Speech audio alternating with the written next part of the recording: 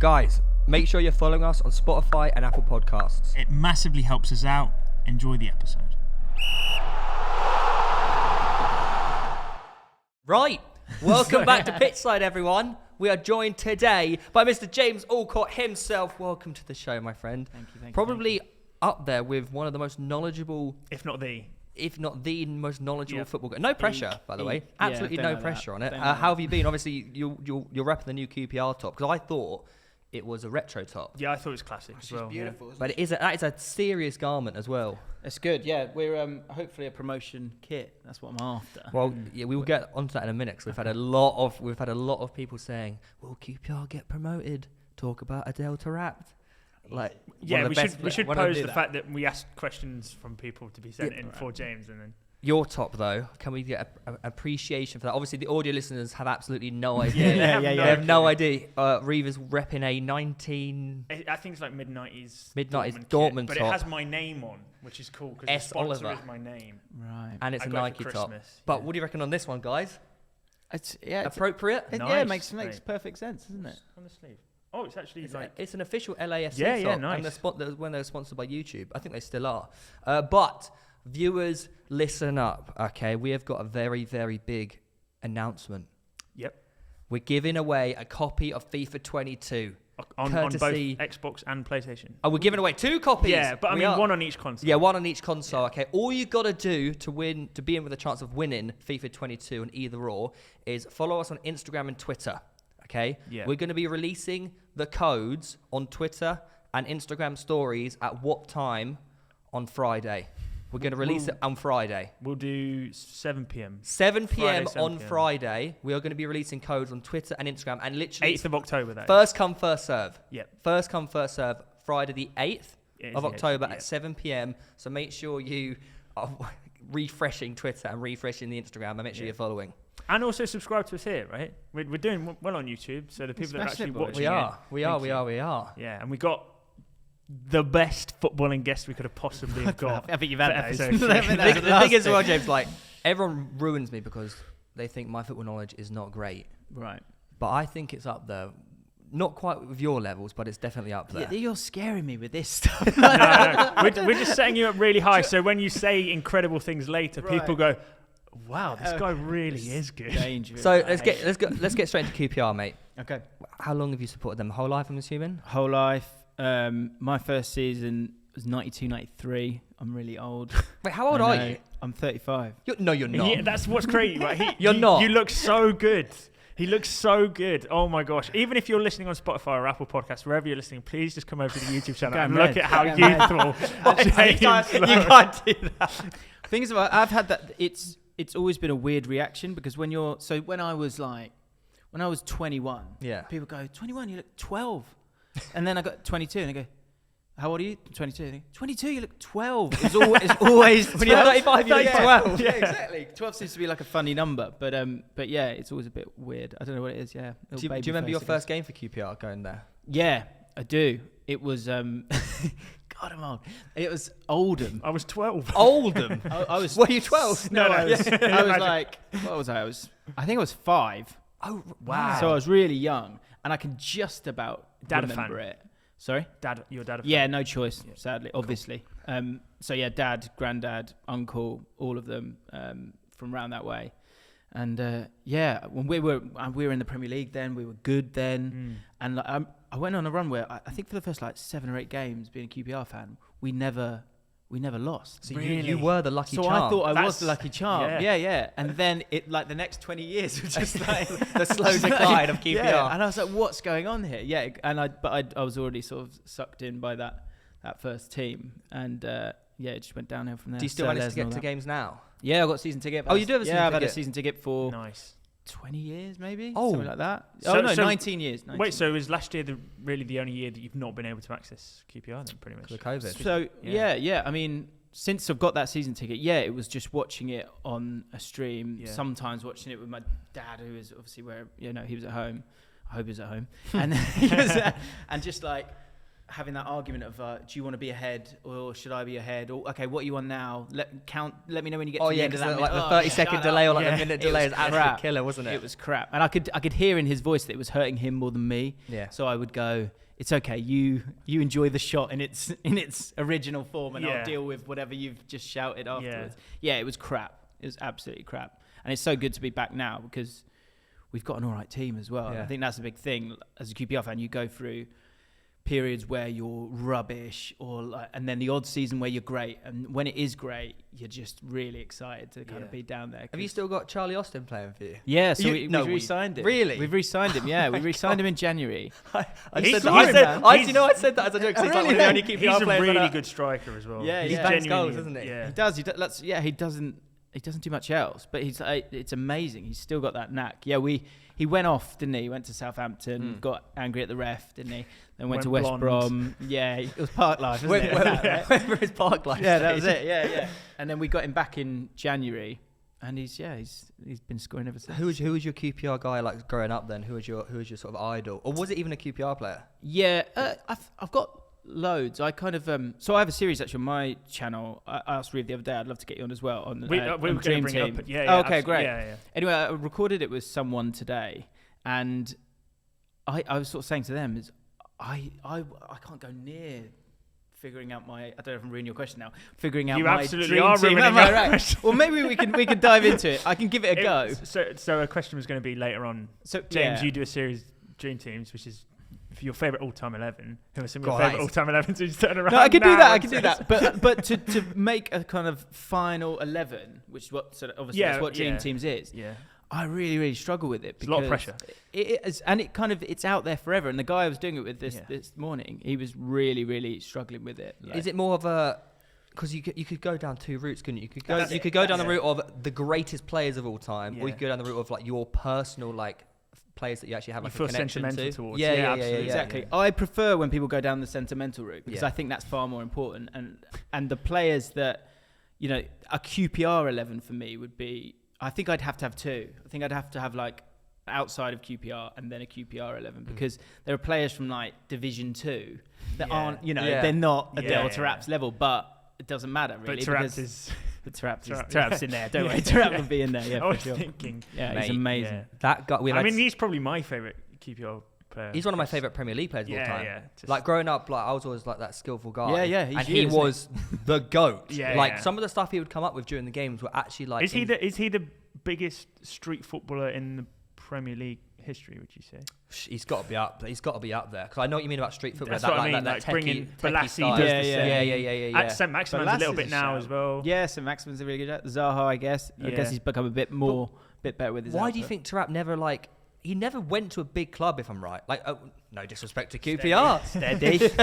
But like, like a serious, like a big, serious club. Yeah. A big top four. You're really struggling at this. The words are difficult at this point. Well, he played. So he left us and went to AC Milan on loan. Yeah. And did okay. And actually, he went to Benfica. He's at Benfica. Benfica. Okay, maybe. Yeah. But like, he never did it at a big club in like the Prem. In the Prem, like, surely he could have walked when he was at his peak for QPR. Could he have walked into like any club really? He's the most talented player I've ever seen. Really? Like outrageous. You saw him live? And you've seen games, of course, loads of times. So the season we went up, he was a joke. So there were a couple of rules. Neil Warnock was the manager. One rule was you don't give him the ball in your own half. That was a rule. Right, because you get dispossessed. Well, just in case he did. Absolutely. Yeah. But I'll never forget there was a game against Crystal Palace. And I don't know what he was doing there, but there was a corner. And for some reason, he wasn't taking the corner. And the ball went in. Oh, that's it. Maybe he was taking the corner. He's taken the corner. There's been a bit of a melee or whatever. The ball's come out. And he's picked up the ball where, you imagine it's kind of a right back on the halfway line and picks up the ball. Yeah. And Darren Ambrose sort of ran at him. He ran at him, and you're thinking, what's he going to do here? Because the safe thing to do is just like pop it back in. Yeah. Darren Ambrose comes running at him, and I think we've got one player back. Like, if he loses it, we're in massive trouble. Yeah. He just megs him. Just megged him there, and then the whole crowd just went, the pressure to do that. And my dad turned to me and he said, "You could be a Palace fan for 10 years. You'll never see. You pay for a season ticket every year. You'll never see what he does in one game." Yeah, guy was a joke. Yeah, but we went up and he struggled in the Premier League. I think he didn't do things maybe quickly enough. Yes, and that hurt. Yeah, and that hurt us a couple of times. And he thought he was better than us, which he was. He was, yeah. Yeah. So it was one of those where even in the season before, like there's so many stories about how he just didn't fancy certain games. So did he have definitely more of an attitude? Yeah, I think he'll admit that himself now, that he definitely had an attitude problem then. And what's amazing now is when he's like a defensive midfielder now. Yeah, he is, right? But do you know what I find funny with a lot of wingers? They're actually really good defensively because they kind of know what the other guy wants to do. Yeah, so they can anticipate a lot. He was quite good for that. Like the year we stayed up, the Aguero year, that I went to that game. It was bizarre. Okay, we'll get on to that. We'll get on to that in a second then. But that season, when we sort of turned it around in the last 5 or 6 games, and we had Arsenal at home, Spurs at home, Liverpool at home, Stoke City at home. I think we won all of them maybe. And he played like left wing, and like the attitude was there. Like he worked hard. I remember him like, winning tackles a lot of the time. So it was there, but he wasted 4 or 5 years, didn't he, at Benfica? Is that because he's coming up against teams that he wants to prove himself against, as opposed to, teams that would be viewed as easy opposition, maybe taking it for granted a little? Maybe he was. Yeah, maybe it was it's a point in the season where, even the most egotistical players like, okay, maybe I need to work for the team here because it's over, because we could go down here. Maybe that's it. I don't know. The problem with him was often more off the pitch than on the pitch, really, because you know what he is. He's a luxury player. Like the team that we had where he went up, we played Ali Fowlin, who is my favourite QPR player of all time, who's just like a passer. And then Sean Derry, who just sat there, club legend. Yeah. But like people did his work. Because it's worth it, because he scored 20 goals and got 20 assists. But you need the workhorse in the engine rooms to definitely. be able to that's have those kind of. That's the midfield that needs to happen. See, I'll do the work. Yeah, I'm happy to do the work. I'll give it to you. It's funny that you say that, because you are the person that facilitates the Theo Bakers of the world. You've got to be aware of what you're good at. I do my defensive work as well. You do, but your job is to score goals. But you don't want to. Yeah, I don't want to. No. If given the choice, it's the same as Taarabt. If given the choice, he wouldn't choose to do that. But if it's a necessity, the best way you can do it is just play it off like, I've just ran the length of the pitch, lads. Can you cover me? And it's just like you have to cover them. You have to cover them. James doing like 15 times in the last 5 minutes. I think you can. It's about contributing, isn't it? Sometimes. So like, if you think that's your way that you could possibly contribute. I've got a title for this, by the way. I thought it on the way, because we played football yesterday. So you guys probably don't know, but we all play football together whenever we can. When we're all fit. Yeah, I've been injured recently. As a Venn diagram, that's never really often. That's so true. Yeah, actually, if you're looking to hurt your ankle, you'll come down. Yeah. If I need my ankle rolling again, Shoreditch roll your ankle. That's the general rule. But yeah, so I played yesterday. We needed a couple of players. Thogdad to the rescue. I saw the photo. I saw Will and Thogdad together. It was an education. Still got it. Can he play? He was great. He was, and he wanted it as well. Like I bet he's going at Theo. Yeah. He was going at. You can't fake that much passion. He was loving it, but he was great. His finishing, he sort of just passed it in. He would never hit it too hard. Like a Perlo, maybe. More like Gattuso. Sort of started from the back. He was there at the back, but he was good to go. Maybe Yaya Toure. Yeah, I think. You know, in Clash of Creators, like he took that management position so seriously. I was like, we need him on the light blue team. I was like, we need that guy. Are you back on the light blue team? I don't know what team I'm on. Oh no! But like that's what I wanted. I looked at Thogdad commanding his team, and I was like, we need that, because we don't have a leader on our team at the moment. Well, yeah, he's definitely a leader. But so here's your title, right? So we're playing last 5 minutes. We're losing. I tried to get the ball, tried to get a shot off, and the ball went and it like gave me like an up. The ball went up and went up, right, like an uppercut. Yeah. And like it hurts. It still kind of hurts now. That something happened to my jaw, and then I still can't. My teeth aren't in line yet, because I think there's like bruising here on my jaw. But so I then it really hurt, and then obviously the game finishes. It was right near the end. I then get on the train, and I could start googling like, God, something's not right here. Like, have I dislocated my jaw or something? I don't know. Because I'm not really talking to anyone on the train either. And I'm just going, this really, really hurts. And So I start Googling it, and it's all the symptoms. Like, you have like more saliva, like your teeth won't go down and bite down and all that stuff. And then I had a moment where I was like, Thogdad's just broken my jaw. Thogdad breaks James's jaw. So there's your title. Yeah. I thought Thogdad might have broken my jaw. Like, and then anyway, I got home, and then that's a terrible injury to have the day before a podcast as well. I know. I'm pleased I really can talk. I'm delighted I could talk, but I just thought, God, this is weird, because it is weird when we all play together. Because I'm like, we all know each other, we've all seen each other's stuff. Yeah. And it was great to have him down there, but I thought for a second, maybe Thogdad's broken my jaw. First time he's made an appearance, he's just broken me in half. That's the worst thing you can do, by the way. When you get like an injury or like you got something wrong with you, don't ever Google it, because it will always be that will always make it be like, oh my God, it's like 10 times your worse. Search history must be my search histories are pretty outrageous. From head to toe, what are your injuries? Oh, I bet do we have all day? Or do you have a couple of previous injuries? Sorry, not current. So for me, it's ankles and groins.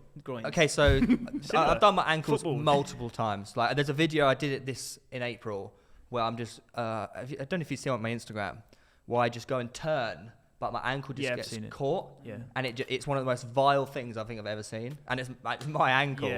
So I did that. My groins are horrendous. I'm getting surgery on them next year. It's actually to do with my hips, but because of the hip problem with my hips, it affects the groins. Right. So this year, one of the reasons why I stopped playing football, actually, I was playing on 2 torn groins, so I tore them twice in both groins. Yeah, and I look like a RoboCop. Yeah.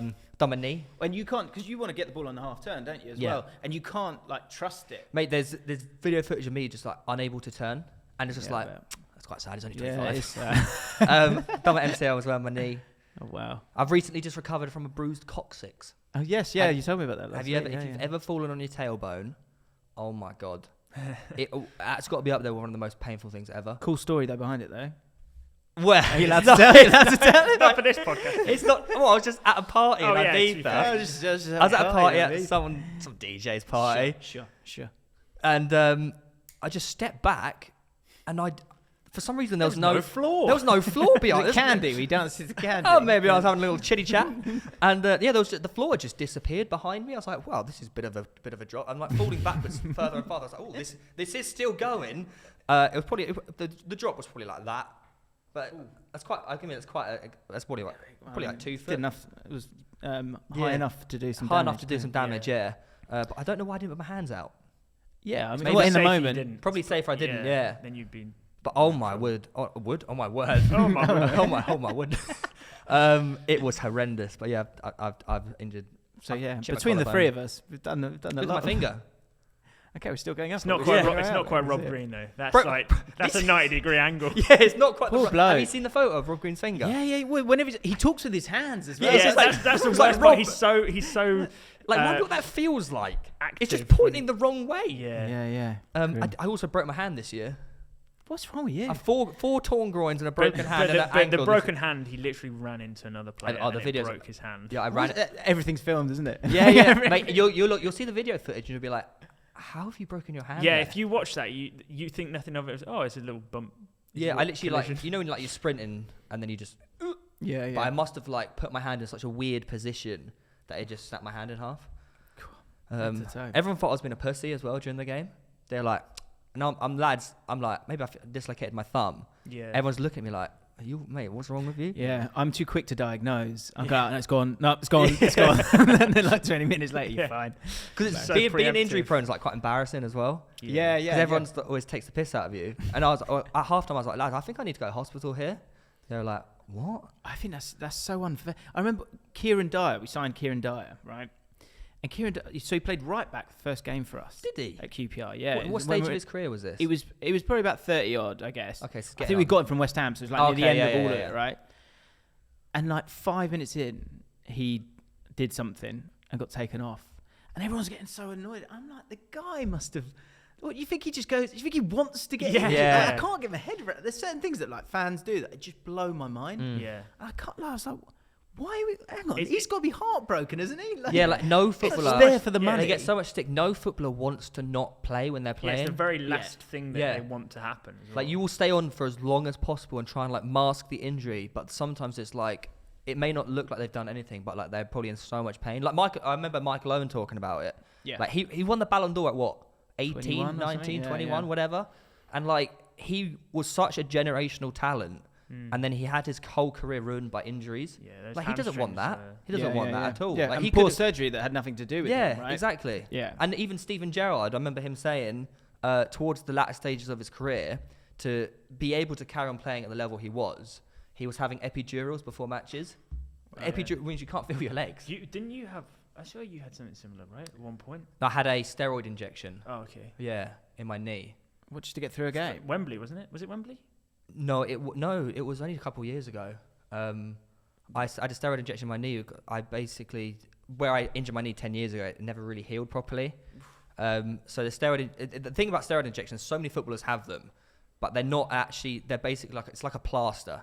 So like it's not actually a fix, it's just a mask. Yeah. So you shouldn't really get them like very often. But it's like a quick fix. Right. And then I ran a marathon, just undid everything. That's what it was for. Yeah, I ran the marathon and it undid everything. Marathon's one of those though where you like I mean, that's so heartbreaking because of the amount of work you've got to do prior to it. I can't imagine. Have you ever done anything like that at all? But yeah, I did a marathon a while ago now. I've always wanted to do. I want to do one again. I do, but I think I want to do one next year. Yeah, I'm going to do really? Join me. Let's do it. Are you doing one? Oh well, I'm doing a half Ironman, so I may as well do a marathon as well. Wow. Yeah. Next logical step, right? Well, it's a good training program, isn't it? I need to talk to you about it because for me, it's like the recovery of it. Because even when I did it, which was quite a while ago, I would do that big run on a Saturday. Sorry, it's a football podcast, right? No, it's a sport podcast. Exercise counts. It all counts. Yeah. I do that big run on the Saturday, and I couldn't run really again until the Wednesday. Yeah. Earliest. Yeah. So it was just big. That was my training. Was just the big runs. I used to be exactly the same as that. Yeah. Only because I'm talking from experience here. I've learned that recovery is the key. Recovery is the key to doing absolutely anything. So you don't want it. So your big run you were doing was a complete incorrect training plan you were doing there. Hang on, what was your time? Like 4 hours 20, 4 hours 30. Okay. But I did it on no training, so. Oh, right. Okay. No competition. Right, okay, what did you get? Break 4 hours? 3:35. That's unbelievable. Really proud of it. That's why I brought it up. But what you were saying is 3.5 nearly. That's, what the hell? That's insane. But that shows you trained a lot. You done one? Nope. That's right. My one next year is the first one. But did you? What I want to ask is, obviously you were hurting a lot after these big runs. Did you just go? Did you up it slowly, or did you just sort of just go from like a 5k to like a 15k in your training? Did you slowly up it? Yeah, I think so. Yeah, okay, I did quite a few like 12s and 15s and 18s. Overload is the best way for it. Yeah. But I've always been like that though. I've always been bad for recovery. But that's how you appreciate just how impressive it is in football as well. Yeah, like you 3 games a week. Yeah, putting out full 90-minute matches, and they're running 10 to 12 kilometers every game. It's Premier League standard. Yeah, like, it's crazy. The fitness levels of these footballers are insane. Well, not even that, but just the recovery process of clubs now is. What do you think about the like they're saying the World Cup being every 2 years? The big thing for me is like, isn't those top players that's full stop? You don't ever have a break for 20 years. Isn't of your Wenger career. trying to propose that? Yeah, he is. But what's the I swear he is saying some actual logical reasons behind it. You want to say that because it's Wenger. I totally understand. I just can't see it myself. It's to stimulate more viewership of the sport. But then what about the Euros? Absolutely. What happens to the Euros? Yeah, because they're essentially already playing. Because every 2 years they got the Copa America Euros, and then it's the World Cup, then it's Euros, World Cup. So it's essentially already is like that, isn't it? Yeah, exactly. I think for the competitive teams, yeah, absolutely. Do you know what it is? It's actually a bit unlike society where it's like the top guys, the Messis, the Harry Kanes, they will never have a break. No, yes. But it would offer up maybe more opportunity to the lesser teams, and the lesser players to kind of to have those moments in the sun, I guess. But it's wrong, I think. I don't think the schedule of, as you say, the elite of the elites really changes whether or not they play every 2 years, every 4 years. Well, so what about someone like Sanchez, right? Alexis Sanchez. I remember Hugh Izzy saying this to me, and at the time I was like, come on. And he'd gone, I thought he was saying it because he'd gone from Arsenal to Man United and Hugh Izzy was going, well, he's finished anyway. But Izzy was saying that, he said, look, he's had Copa America. I think it was one of those, basically it was like 4 years back to back, whereas a World Cup or a Copa America. And Chile had got to the final of all of those. Plus he's playing Europa League or Champions League or whatever it was, all those games. And he was saying he's burnt out. He's finished. You would be. Yeah. Right. And he's kind of been right. Like the player that he was, why is he not the same? It's probably miles on the clock, I would imagine. Yeah, that's why I'm a little bit scared about the likes of like Pedri. Yeah. Like he played the same amount of games as Bruno, or didn't he play more than Bruno this last year? I think he's probably played the most in. And he's what? European How old football. is he? 18, 19? Yeah. Yeah, I think 18. he played. I want to say he played 70. He played at and 70 Bruno something. said 73 or Yeah. something. But you're right. He's what is he? 18? But that's why I think that's why you see nowadays. Like I think managers and clubs are very protective of their young players, especially at City. You're looking at the likes of Phil Foden. Like Pep's been very, very careful with him. Yeah. Put him out on loan, like not playing him every single game. And now I think you're seeing the benefit of what Pep's done for Foden. That when he plays, he's fresh. He is honestly, he is one of the most exciting young players. But when you have that level of squad depth, you can afford to allow your better players the time to recover. But then you also, what I love seeing is a lot of young English players going abroad now. Yeah. And getting their game time that they do need. It's a balance. Sancho, yeah. for sure. Sancho is a Jadon prime Sancho, example. yeah. Bellingham. Yeah, Mm. yeah, exactly. Look at Bellingham. Yeah. Actually, one of the questions while we're on it, we did actually get from a viewer was, do you think Phil Foden's a generational talent? Yeah. I think. Oh right, well that's right. I know. I think he's when I watched him last week. I thought you don't even know you're that good. Yeah. Because what you see often in the Championship, for example, is, and QPR have been good at this recently, didn't used to be, they would give young players games and time. What is weird is that Foden doesn't seem to need those games. But what you see and say, like, they kind of turn up on the scene, oh, wow, they're really exciting, they're good. Then there's the second season where I think people's expectations go a bit higher than where they're at yet. And they themselves are kind of go, oh, how good am I? Am I good enough for this division? And it's the season after that where they go, oh, I'm too good. And when you know you're too good, you try a little bit more. Yeah. All right. And you understand that, okay, my brain is a little bit quicker than, or my legs are a bit quicker, or whatever it might be. And when that happens, when there's that click, and we've had it with, like, Taarabt had it, obviously, in the Championship, but Eze had it. Over a 3-year period, Eze turned up. First season was okay in patches. Second season was good in patches. Third season was too good. Yeah. And that's what's going to happen with Foden. Where did he go? But if you think Foden's good now, there's moments where he could have done more in that game. I don't know when he could have had a hat trick. He genuinely could have had a hat trick. They always say a prime is like 26 to 28. They're saying is a footballer's prime. Right. And he's, how old is he? 21. I mean, if that so many years ahead of him. His performance at Anfield was just effortless, though. He was constantly involved against some of the best players in the league. Do you know what his play style reminds me of? I look at him, I see Jack Wilshere. Really? See that that running style. And you know when that sorry, that wasn't complimentary at all. You know, he always plays with his head up.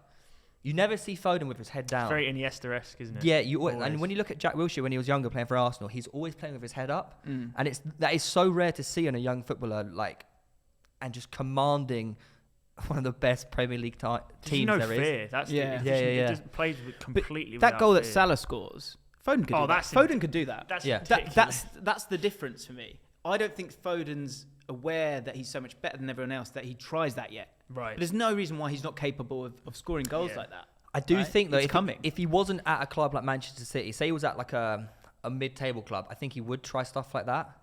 Do you? Really? Because do you not feel like because of the players he's surrounded by at City, he might have this concept in his head that's like, oh, I'm not one of these big guys that I can't show off in case I make a mistake. Like Jack Grealish. Yes. Like, if you think Jack Grealish, it feels like he's toned it down a little bit. Yeah. Because he's sort of looking at... Then there was a moment, actually, where Foden tried to play the pass to...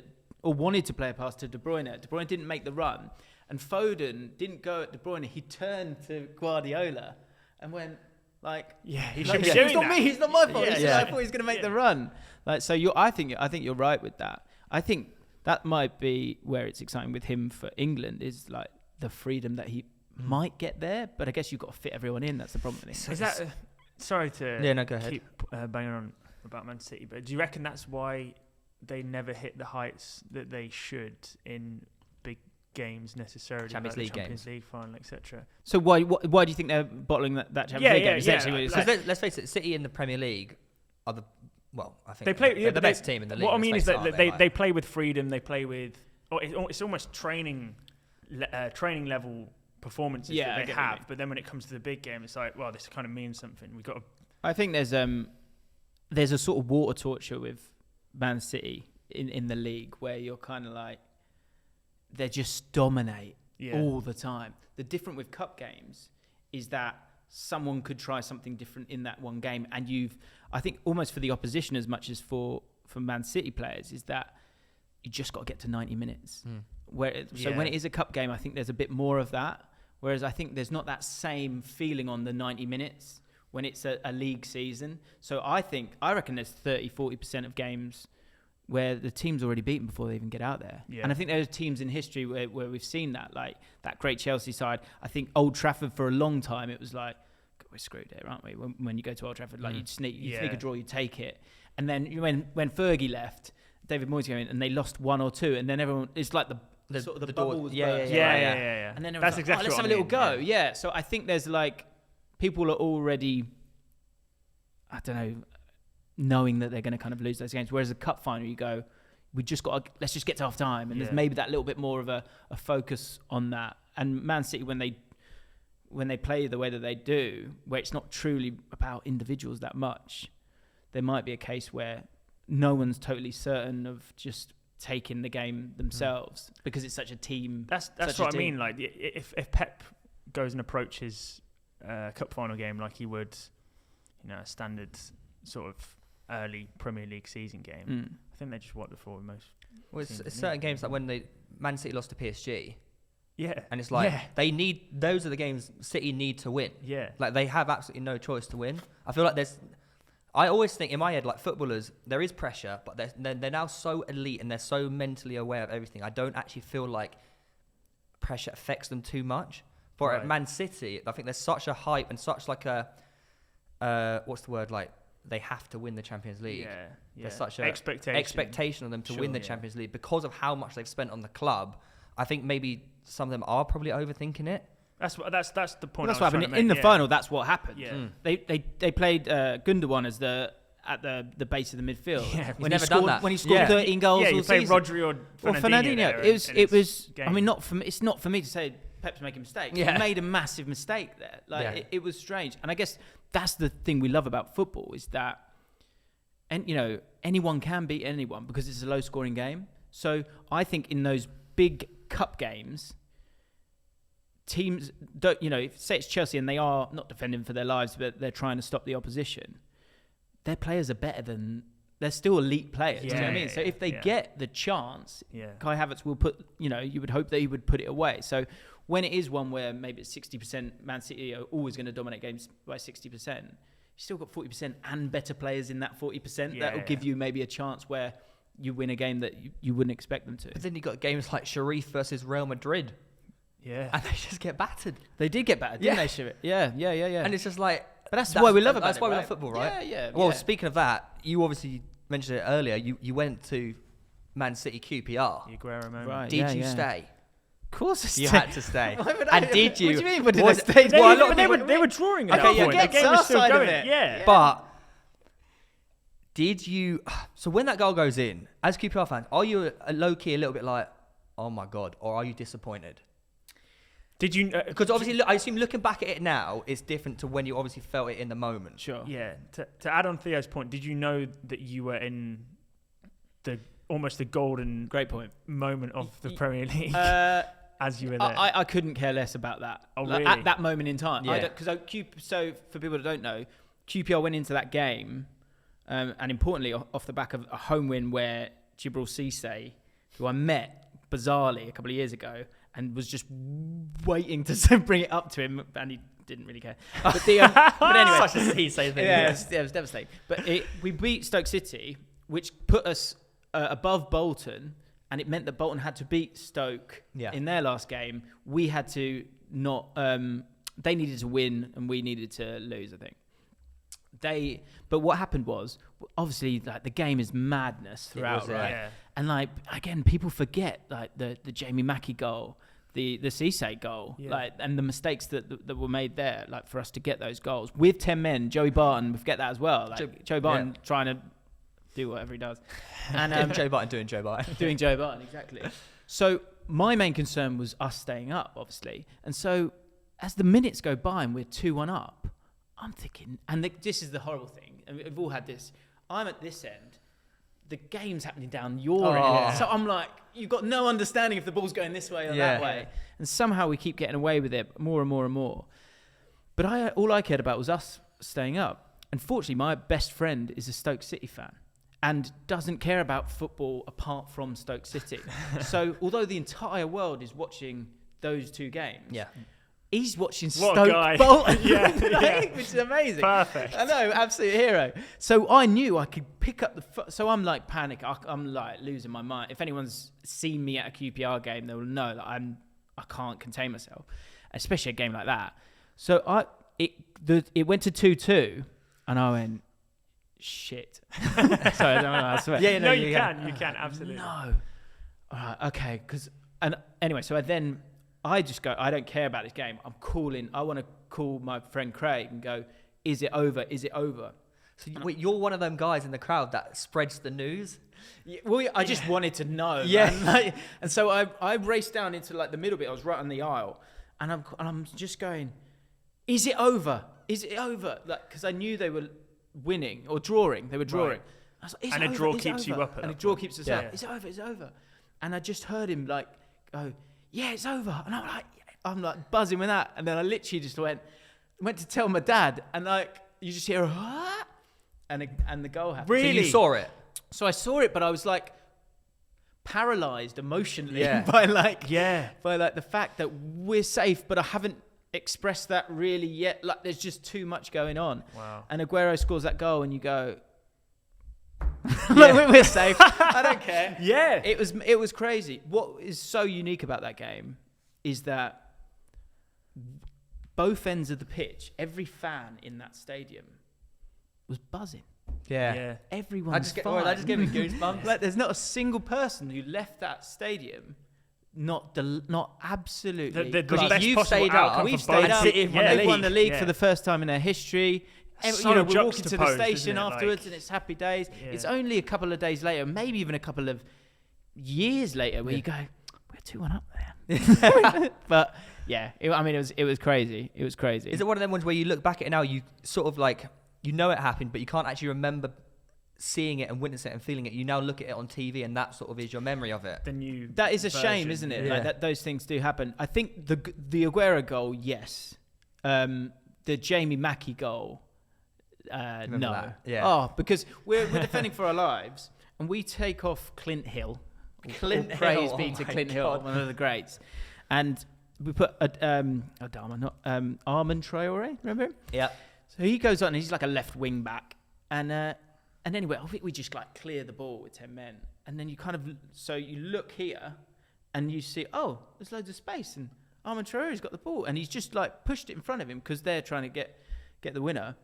And then you look across and you see Jamie Mackie running this way. And you're going, no, well, cross it. In your head, you go, cross it. And then he crosses it. And then you see the ball come over. And if you watch that goal again, you can tell all Jamie Mackie's thinking, just head the ball down. Yeah. And he does, so much so that it's what probably makes it go in. That is, because no one really shows that goal that often. That is right. That's there in my mind. Yeah. Like, which goal are you talking about from that game? Yeah. Everyone went mad. Yeah. Because that's the thing with all of this stuff. A bit like earlier in the summer, the Germany game. I don't think any England fan truly allowed themselves to go, this could be our day. So when Sterling scores that goal after 70 minutes, and were you guys there? We were there. Yeah. I wasn't. Were you not there? Oh, you're not there? No. And there's... Sorry. And the fans still experienced fans were starting to get a little bit antsy. They're shouting for Jack Grealish. Obviously, I think he came on before the goals, right? It was celebrated in the pub that I was in. It was we celebrated as well. Grealish is here. Yeah. So then when Sterling scores, you just go, oh. It's one of them ones, wasn't it? It was like, you look to your side, you're like, hang about. We actually might do this. Yeah, we're beating because I went into the game being like, we're not going to win. Germany. Yeah, we're not. It's Germany, like the inevitable. But then it's like 1-0, and then when the second goal went in, it's like, oh mate, the Muller miss. Yeah, no, that was the most. That's probably the most I've celebrated. Yeah, when Muller missed that. But that's when you missed by an inch. I was down the other end, so I didn't see it as well. Oh mate. But at that point, you think, this actually is our day. But always to yourself. Yeah. Never like, it's like, it's only when the second one goes in that I go, oh, this it's is a disbelief, isn't it? That if we were to lose that game, that Muller shot goes in. Right, in my mind. When that goes in, you're like, okay, we'd go on to lose. That was probably the now, best England game I've ever seen Oh, because it was so like absurd. Such a release. Yeah, Such but a it's like when we got the second one and we think the first one we're like we might do this. When Luke Shaw scored in the final, we turned to our mates and go, It's too early. yeah, I know, but I know you're not allowed to. Yeah, you have to stop yourself from doing it, but there's still part of you like, we are 1-0 up, and then it keeps going. Yeah. The game keeps ticking, and you're like, we are still 1-0 up here. Yeah, and we defensively in that first half we were great. Yeah. We were really Yeah, good. well, Because there is when you concede that goal, you do go, okay, let's just keep ourselves together here, and we were, and we got to half time. I was like, we just need a clean sheet. Yeah. Second half, we just need a clean sheet. So when Pickford saved the pen, because Oh, Jorginho no. scores and we win, and you think it's over. But when Pickford saved it, you're like, It's back on. It's back on the table. no, I thought this is it. Oh, really? This was like this is our define. Like this is one of them moments in life that is going to be like this will define us winning the final. Yeah. And then obviously we didn't. Well, there was a brief moment because Maguire scored, Kane scored, Maguire scored. What a pen by Maguire! Oh my god, it's down. Yeah, that's down probably our the end. best penalty I've ever. Oh my god, I was like, because you see, certain people turn up, and there's a video on my channel when we beat Colombia on penalties. Yeah. And I'm sat there with my dad. We just got it on, so I thought this will be good. And we both go in unison. Oh no! When it's is it Eric Dyer? Eric Dyer, yeah. Oh, and I think before that though, I think there's a moment where we both go, Jordan Henderson. We both say it at the same time. So certain people come up and you go, Yeah, absolutely. Oh no! Yeah. So when Harry Maguire comes up, you go. But the way he kicked that pen, But he was so at number stupid. 2. He was at number 2, and you Yeah. think, why is Harry? But the Maguire, the way he kicks it is actually very stupid for a penalty. Right. Because if you take a penalty, you want to instep so you can get the accuracy. Yeah, absolutely. Maybe you not get the power, but you get the accuracy. The way he's kicked that, it is so easy to Lean mess back it up, and- sky yeah. it, slice it. Yeah. But he's just nailed it top Yeah. bins. I did an interview with Danny Wilson, who used to manage Yeah. Barnsley, Sheffield Wednesday, and Sheffield United, and we spoke about the Maguire penalty because he gave Harry Maguire his chance, like at Sheffield United, and he said, "I knew he'd take it like that." And I was like, Really? Like, well, how? And he said, "That's how he That's did his one. penalty He did one for Sheffield United. That's his penalty style." Wow. Imagine Made being the that bollocks good at on him, penalties, honestly. man. Like, yeah. Why did you not take him for United? Oh, for now. Yeah, makes sense. I always There's a think- queue, I think. Yeah. Who took someone made a keeper take it in the first 5, and I'm always like, yeah, it makes perfect sense. Yeah. They just I reckon great. Edison takes a good penalty. I mean, I'm sure there's goalkeepers that are. They were calling phenomenal for at it, weren't they, penalties. last year? They end up spending a majority of their time practicing against. Yeah, them. I'm yeah. sure they take a few. But there was a moment after Maguire scored. I thought they had someone who missed after Maguire scored, didn't they? I don't know if Yeah, it was. I feel like it was like that. So I think they had a guy who missed after Maguire. So at that point, it's in our hands. And I had completely forgotten about this until I was chatting to my friend about it afterwards, because I hadn't seen each other, so we hadn't like broken it down a little bit. And obviously, so much stuff happened afterwards, so people kind of forgot the game. But there was for that 30 seconds, I remember I was starting to tear up because I was like, oh my god, it's like. No, it's actually going to happen. It's actually going. But it's actually going to happen. You're going to witness it as well. And so I was Rashford. When we're worried about Maguire, Rashford. Don't worry about Rashford. He's the people's champion. Yeah. This is fine. And then it just went horribly wrong, didn't it? Sadly. Is that the third time we've recounted the Euro? Sorry. But everyone has. No, their own, absolutely. I like it because everyone has their own different perspective view. on it. Yeah, for sure. Yeah. Oh That's my good. goodness. World Cup's better than Euros anyway. Well, what do you think about the whole Winter World Cup? And they've just announced a couple of weeks ago that they are, obviously, it's expected, they are doing a Premier League winter break. Yes. Yeah. But people this year, FPL in the mud. well, yeah, FPL in the mud, but footballers might be able to spend Christmas Day with their family. Right. For the first time. Yeah. Their Unless they're injured. Christmas are generally disrupted, aren't they? A lot of Yeah. the time in terms of playing football games. I mean, it wouldn't be around Christmas Day though, would it? Or would it be I think the just final, after? the final's Christmas Eve or something like that. I swear, Sure. or the 22nd. not. The final's very, very Really? close. yours, Christians. Yeah. Yeah. But the final's pretty close. It's pretty close. But everyone gets if you're not playing in the World Cup, you actually get a winter break. Obviously, they'll continue to train. But I would expect that they would get a few more days off than normal. I think once it gets to the point where it's going to be in Qatar, then you don't want it in the summer, do you? People will melt. That is like death. People will melt. Right. 50-degree heat. I think isn't there going to be a lot of air conditioning and stuff like that? They've actually made a stadium that air conditions the inside and it's the outside. So they've got outdoor air conditioners. That's amazing. So when you're walking around the stadium as well, you're outdoor air conditioners. Yeah. Which is Wow. berserk. It's good. I mean, it'll be unique. Sense. It will be unique. And I mean, he's there for us. He's there for us, man. Well, I I'm fully thinking believe. this I fully England believe, team, this yeah. England team, like if you look at it, we've got Jude Bellingham, who's such a baller, it's a joke. Phil Foden, Grealish, Sterling. Yeah, we follow in the footsteps of France. Maybe we win the World Cup. That's all it is. They Yeah, went. yeah, They yeah. went. There you go. But what do we do about the striker situation? Oh, we've got plenty of talent up there. Wait, what's the problem with the striker? Harry Kane. You don't rate him anymore, do you? Well, He finished, is he? I think he might be washed, lads. I hate breaking it. Really? I'm joking. What, on an England level? I'm joking. He's captain. Yeah, I know. Harry Kane is insane, but something's going on. Something in the water at Spurs at the moment. It's not quite ticking, is it? No. Spurs, Kane and Son. Well, he should have left anyway, shouldn't he? Really, he probably should have I left. don't think he was allowed to leave. I think he wanted to leave. Is he going to be one of them players that he's going to stay at Spurs forever now? I think he'll go as soon as he can. Yeah, I agree. Surely. I don't know. Like, unless he signs, there has to be a moment where he signs a new deal if he's going to stay forever, right? Because this is just like next summer's going to be. Or will he end up as going well. on a free? And then Daniel Levy will be like, "Oh shit, I really made a mistake here." Obviously, we do have a little FPL section. Lovely. And James, you are. You're a big FPL. I'm doing okay. I've had a bad couple of weeks. You ran a Premier League show. You're above me now, though, aren't you?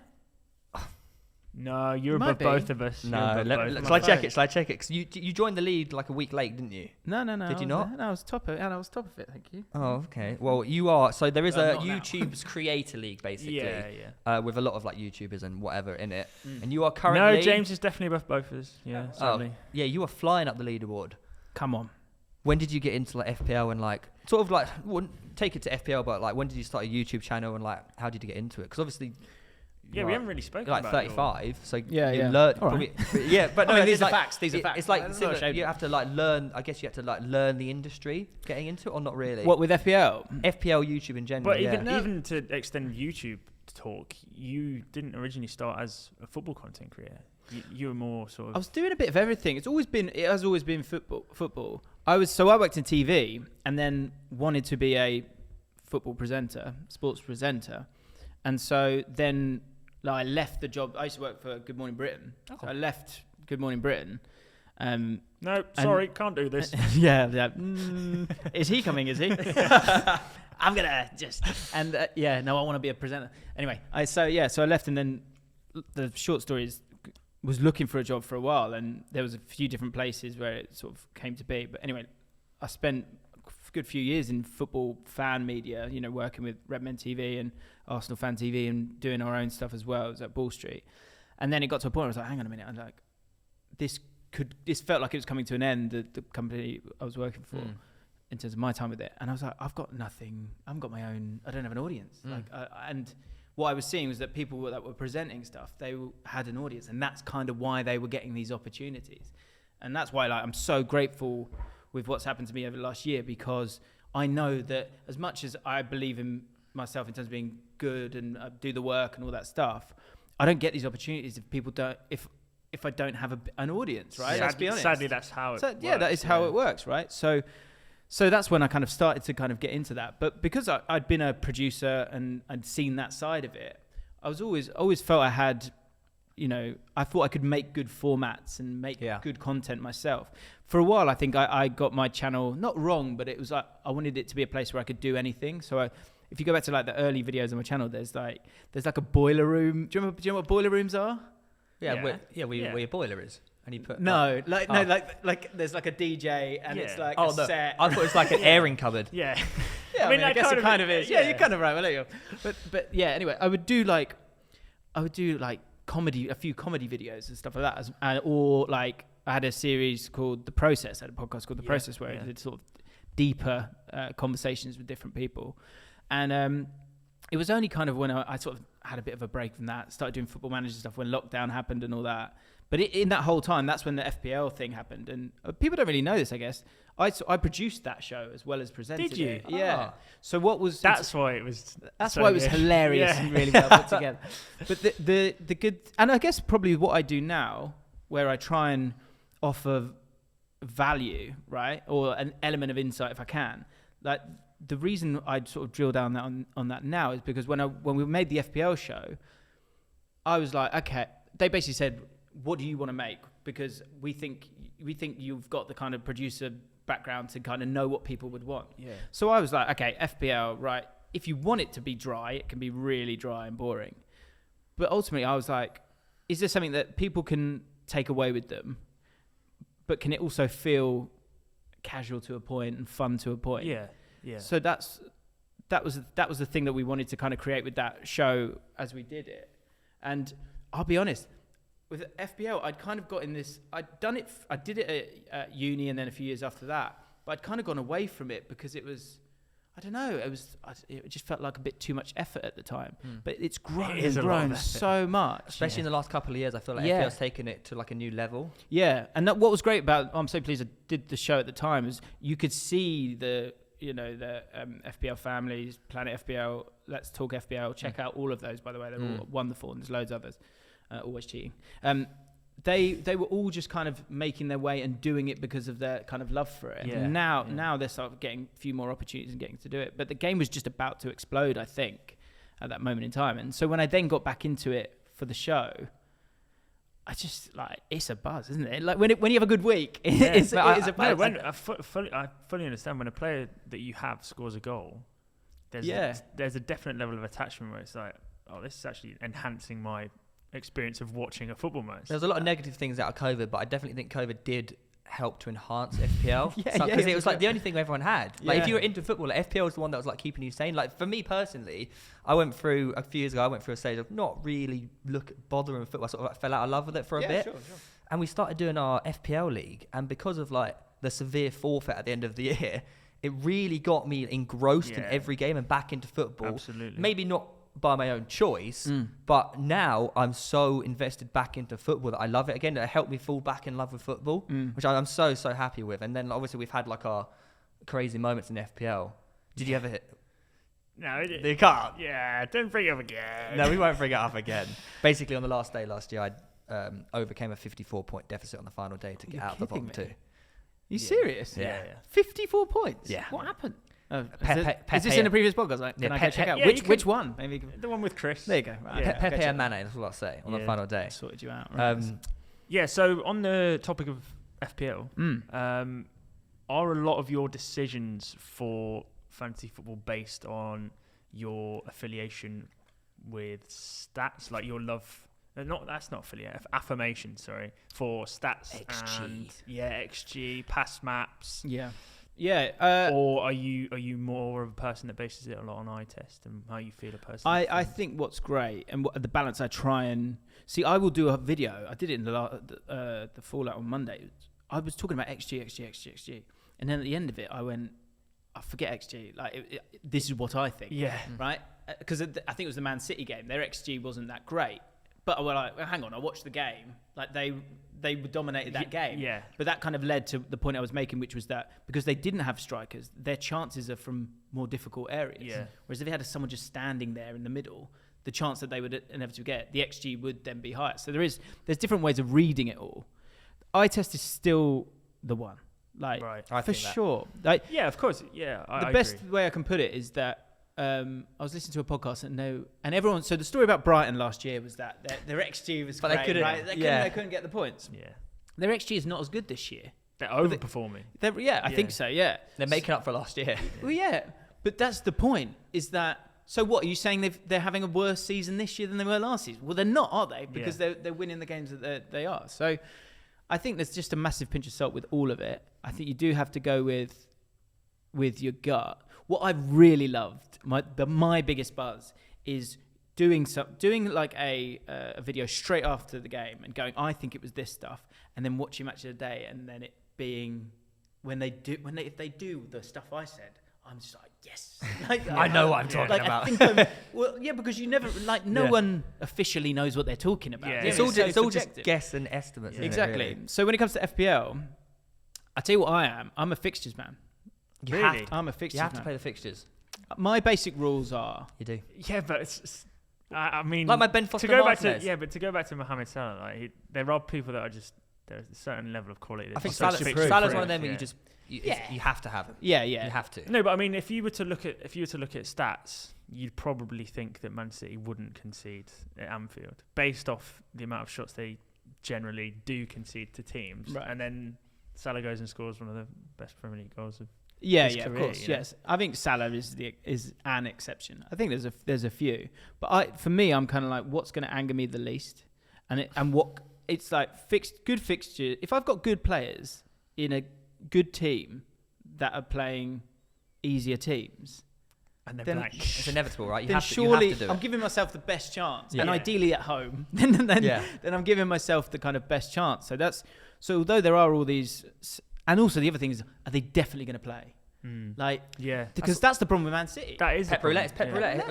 It was such a big Chelsea- It issue should be in the last year. dictionary, Pep roulette. Chelsea to a Tuchel degree roulette. now as well. Tuchel roulette. Tuchel Tuchel. tombola. Yeah, it's so hard. it. Like Ferran Torres, he Oh, always mate. pops up with a goal, but you never know if he's going to play. Yeah, that's Yeah. it. It's too tough. And people go, this is the thing with FPLs, you can go and go, oh, okay, I could just set that team. I'm happy with that team. I know that I could do all those things that I've just said in terms of players that are generally playing for big teams are going to start. And you could leave it. But that's the beauty of it, is that because of the transfers, when to use your transfers, when to save a transfer to have to the next week, you're always trying to like optimize different players' moments. For example, I took Ronaldo straight out last week, put Lukaku in because they've got a nice run of games. Man United have got a horrible run of games coming up.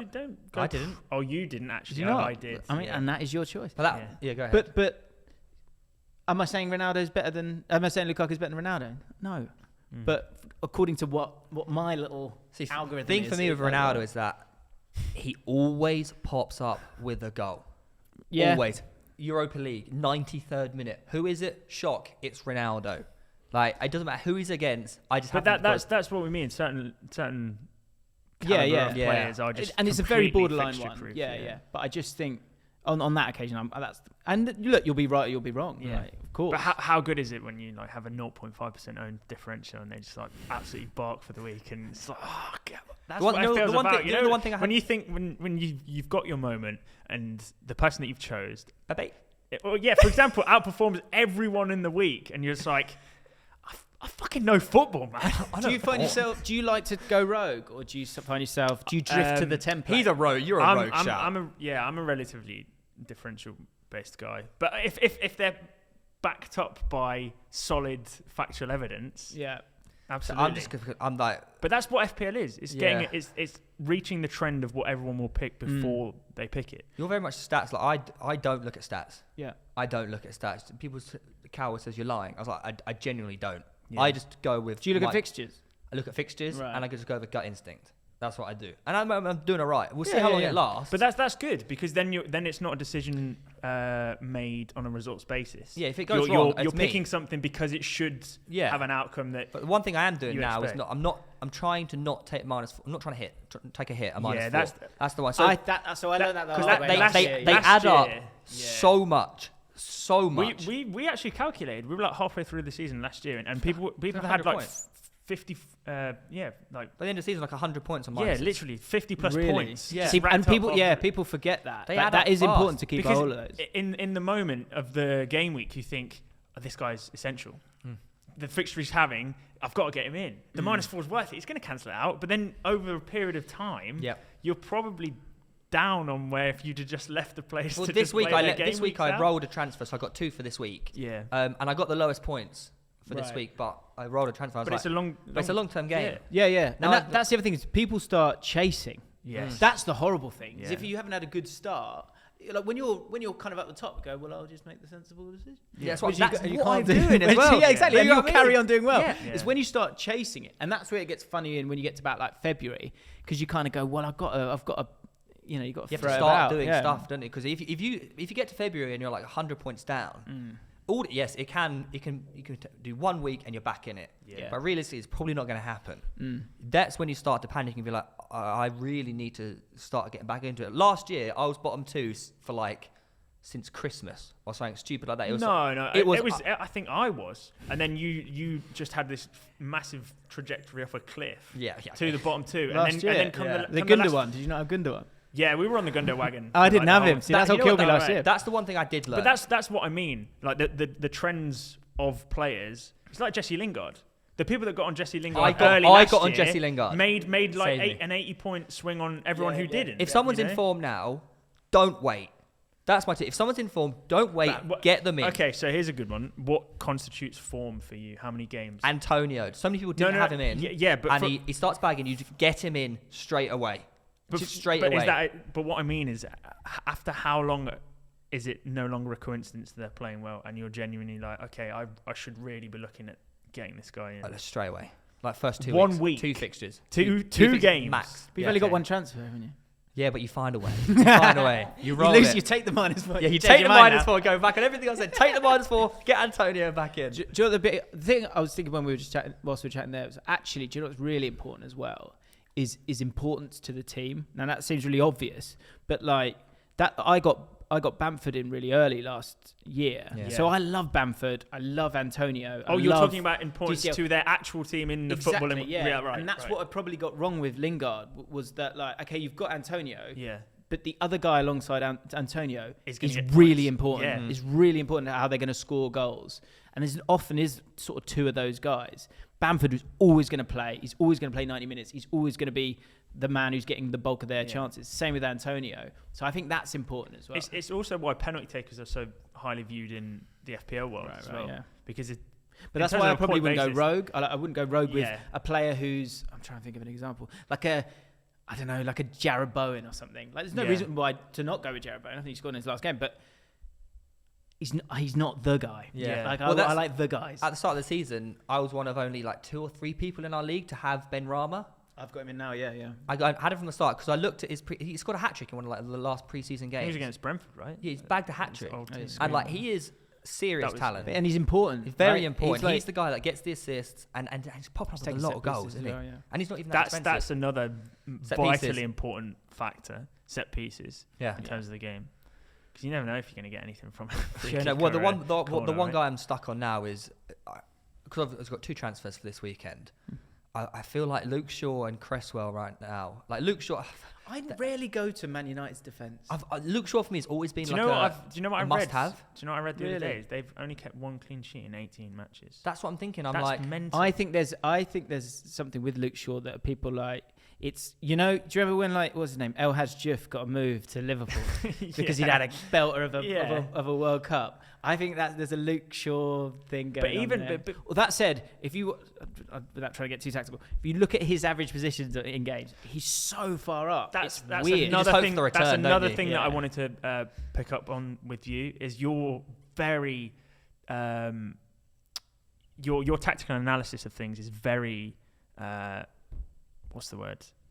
Boring? No. In depth? Yeah, in depth, but it's like tactical. Really, really in depth. Very tactical. So, does that affect not only your FPL, but just like how you watch football matches? Like you watch a game and he's like, oh, he's a lot higher up than he was last season. Or... I think so. In terms of like with my channel, like I said, I'm trying to kind of I want to offer value, right? So I want to offer some kind of. The idea is to try and offer some kind of insight instead of. He's well good or he's rubbish, right? So it then comes down to right? we need those people as well. So it then comes down to what's kind of available to me. So like I've started using an iPad now, so that I can try and kind of draw on it and all those bits and pieces. But in terms of things that are available to you, things like average positions and heat maps, I think really do paint a picture. They really do. When you look at the two of them, you can kind of see. And again, it's up for interpretation and. I think I'm sure there's been moments where I'm getting it horribly, horribly wrong as well. But you do see things. Like, there's a video I want to do soon about, it's like the elbow tactic. So what you're seeing now, like there's trends that sort of come and go, of course. And one that is just seems like every team's doing it. Well, there's 2 things. Is everyone's kind of playing, a lot of teams are playing 3 at the back. But if they're not playing 3 at the back, they'll have 1 guy who sits and 1 guy who flies. So Tierney at Arsenal, Luke Shaw at Man United. You think of the other side, Wan-Bissaka's back there. Yeah. Tomiyasu's the guy, and they bought him for exactly that reason. Yeah. And you would see the same with like Real Madrid. It would be Marcelo, like all the way up flying there. Up, yeah. And it's just an interesting trend, and you find that from those average positions. So like for me, I'm just trying to say something. Full stop. I'm just trying to say something, right? And this is a great visual way of doing that. I hosted a thing for a talk for SoccerX, which was about La Liga. So if you watch La Liga games now, what you might see is you'll see these incredible like graphics on players at different times or on the pitch, like whilst the game's going on, like rings around the players, and it's just following them around. It's incredible. What happened like a couple of years ago is La Liga teamed up with, I can't remember the name of the business now, which is bad because I think they've just gone up for sale. Anyway, they sort of teamed up, and basically they said, we can provide you this GPS thing which allows you to visualize stuff, you know, when you're showing it to the masses. And at the same time, they offer 100 pages of analytics to every team on every team every single week. Wow. So what's interesting about that, because I thought, oh, hang on, you're giving everyone the answers. That was my initial thought. Right? That's cheating. Yeah. But so first of all, the footage that the media are putting out when you were able to show those things is that it's just visual. You're able to get it across quickly. And that's what I'm trying to do with average positions and heat maps. But the second thing in terms of what the clubs have got, they have all their stats guys. And we had Aitor Karanka was on the panel. And what was really interesting, because I kind of asked him that question, is like, you're not just kind of giving everyone the answers. And he was saying, well, no, when you've got that much data, it's not about the answers. It's about the questions. So what style of play do you want to play, and what do you need for that, and what stats do you need for that? So it all comes back to like, there are no rights and no wrongs. There are just interesting elements. And what I'm trying to do, you know, with that TV background, is I'm trying to make a channel that shows you something that you can kind of see, instead of me just saying the word XG like 1,000 times. So yeah, it's definitely changed the way I watch football, for sure. Like, because you're seeing these different things and where people are. But I think the game's changed. I think the game's changed in the last 3-4 years. The game's changed massively. I feel like it's the emergence of that 5 at the back, 3 at the back. Yeah, it's completely changed how teams approach games at the moment. Yeah, I mean, I guess there's always little things that push it forward and evolve it. Like Michael Cox has got a book. I can't remember the name of it now. People know in the comments. And he talks about like the different kind of generations of teams and what was kind of learned and how it moved forward. But like, do you have pressing like we've had if you don't have tiki-taka? Yeah. I know Barcelona have got a real clear philosophy in how they've played for a long, long time, but does that happen to that degree, that tiki-taka style, if you don't have a few years before that, everyone being the Vieiras of this world, like where it's just everyone had to be huge. Yeah. So it kind of like, I think it just keeps evolving, doesn't it? Yeah. You know, it's definitely becoming a lot more tactical. Like compared to just like, it's interesting how like passionate you talk about that stuff. Have you ever considered like going into genuine football management? Because I know earlier you saying that basically a football presenter was the even an dream goal, analyst. But I mean, so management's very much more hands-on, isn't it? Like analytics. I basically when I was in like A levels, I did drama, and then I hit like, I don't know what happened. I remember going into a drama lesson, and I had it in my head, I'm going to go to uni, I'm going to do, I wanted to do like comedy acting or something like that. And I just got hit by being self-conscious. A football. Yeah. And I was like, what's that round thing? See, acting. I got self-conscious. I was like, out of nowhere. Yeah. They were like, do this like icebreaker or whatever. I literally cringed just thinking about it. And I was just like, okay, I can't, no, I can't do that. Yeah. So then I was thinking, what else am I into? And I was like, well, you guys know, you've played with me, like, I have Tourette's on a football pitch. I can't keep quiet. It's bizarre, and I apologise for that. But that's kind of, I was always kind of like that. Back off, Theo. You little nutmeg me again, damn it. Do that again, I'll break your ankles. Things like that, tactical stuff. So I then was like, okay, what else am I good at? What else do I like? And I was like, I think when I play as a footballer, I kind of give information when I talk, right? So I was like, maybe I can do... Maybe I could be a coach. So I did a sport development coaching degree. So I was going to go down that road. Sheffield Hallam. I did sports development and coaching at Bournemouth. I did, yeah. Well, you're just hoping that you're going to be like in the exact same year. Yeah. Well, you might have done it at Bournemouth, same goal. Could both be at Hallam. Yeah. Why didn't I see you there? What's going on? Someone's jealous. I didn't complete mine. I dropped out. I didn't do sport development coaching. I'm sorry, guys. So I did that, and then I don't know. I was looking at coaching and wanting to do that. Yeah. But I was like, and I did a couple of the badges. I was looking at it, I was thinking, there's no chance if you've not played So at that tough, time. At that time, if you've not played at like a decent level. What's amazing is like I kind of came back and started playing like lower semi-pro football. But a lot of the guys, it was Cobham's. You know, Cobham's training ground with Chelsea. Yeah. So a lot of the players were coaches at Chelsea, and there's a guy there who I still stay in touch with, a guy called Ben Knight, who I think I don't know his total story, but he was coaching like he didn't play at a high level, but he was coaching like the under-8s. He coached Mount and James, and all of them. I need to get him on a video. I really want to get him on a video just to kind of go through it all.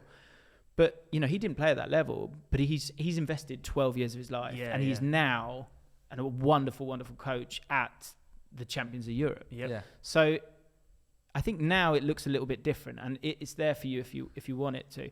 I do think just for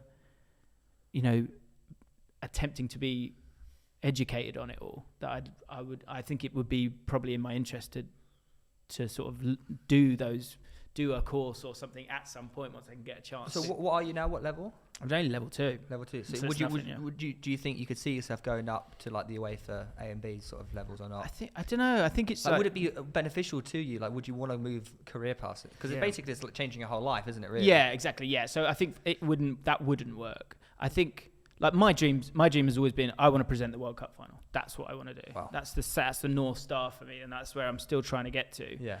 And so, but I think the presenter role can be different. If you're a presenter role and you can maybe, if you know more than some of the people that you're talking to sometimes, it can maybe help you get a bit more out of them with the insight, if they are ex-players or whatever, that they might need a bit of leading to. That's the whole point of being a good presenter, is that you're able to kind of drive a conversation. So that's still my aim. But I think, what's his name? Chappers.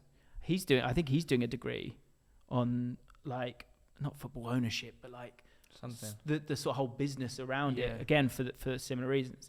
I think the problem I've got at the moment is that I'm trying to do all these YouTube videos. I'm trying to I've got some opportunities recently with presenting stuff, so I'm trying to do all those as well at the same time. Like that's where I'm a little bit lost between like always having that dream of presenting for a television company, I guess, but knowing that that's actually quite a precarious lifestyle. Like the fact that we can sit here on like, what day is it? I don't even know what day it is, right?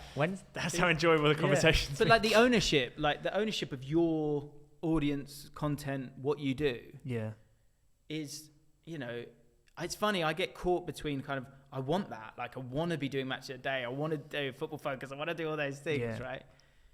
But you're hired hands if you're there, so it's gonna be interesting to see where it is in 10 years time, because I guess there's like I don't know where the balance will be at that point. Very much, I always say, like, you should very much see your YouTube channel as like a CV.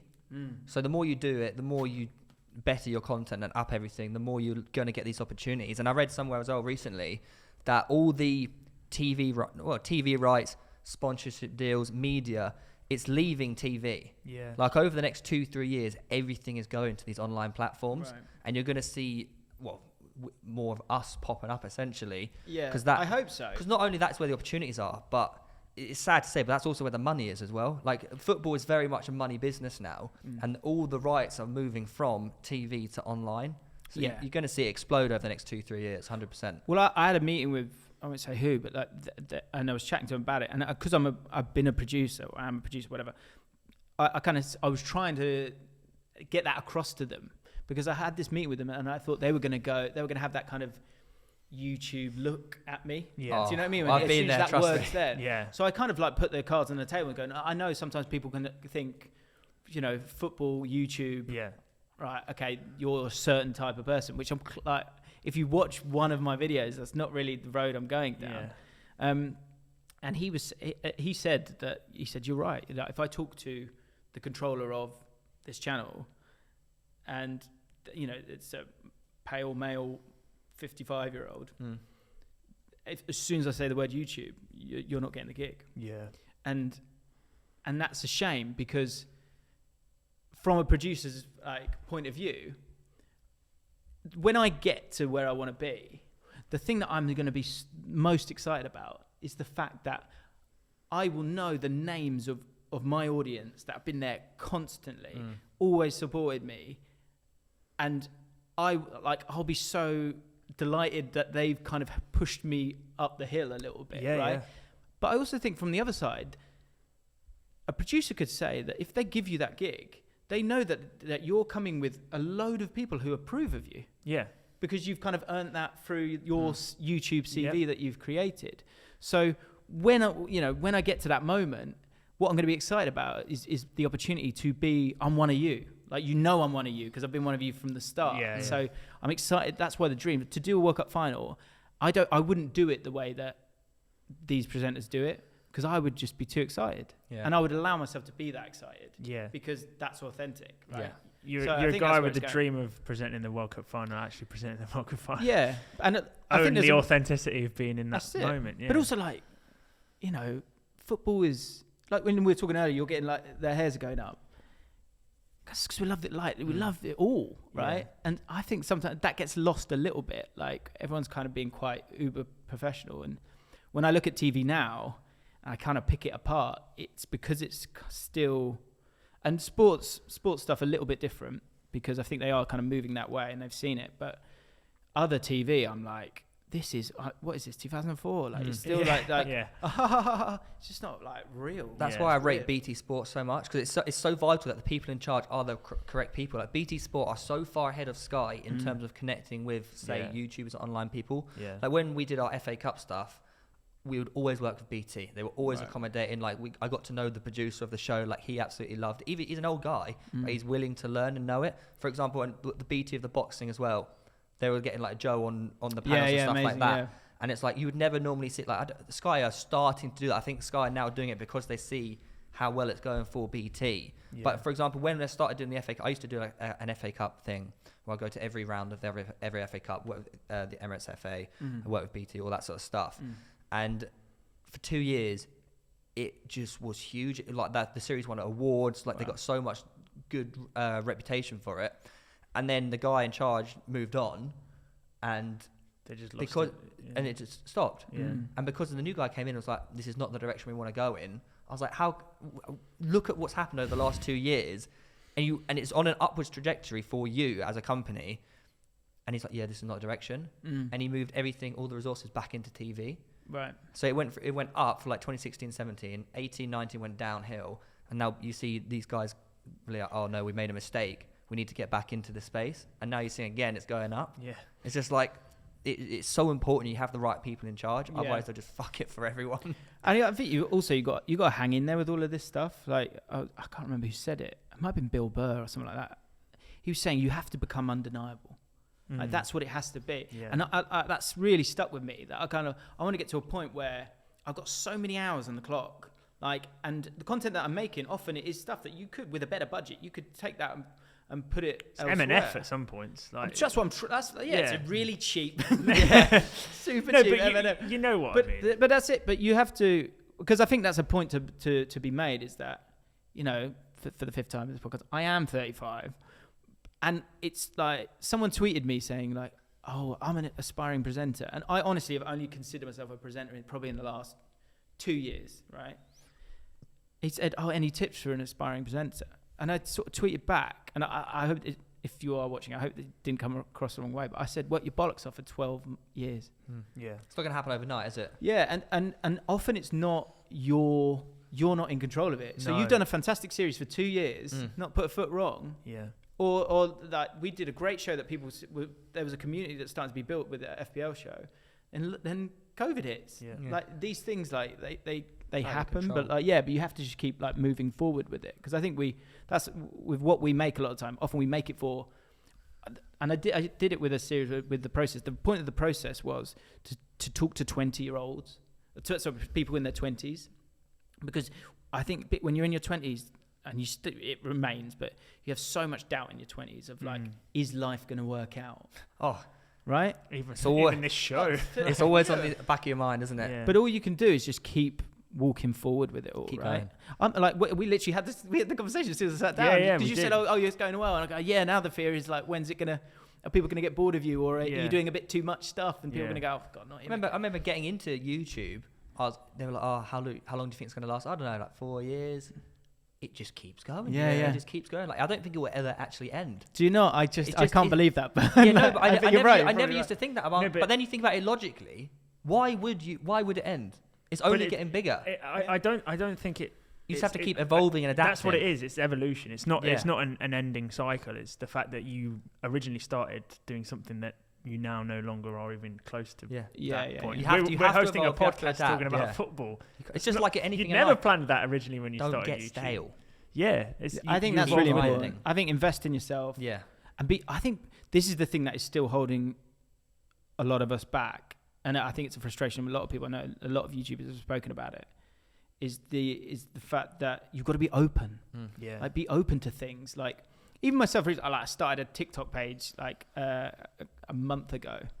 Unfortunately, someone's helping me doing it. It's just clips from the channel.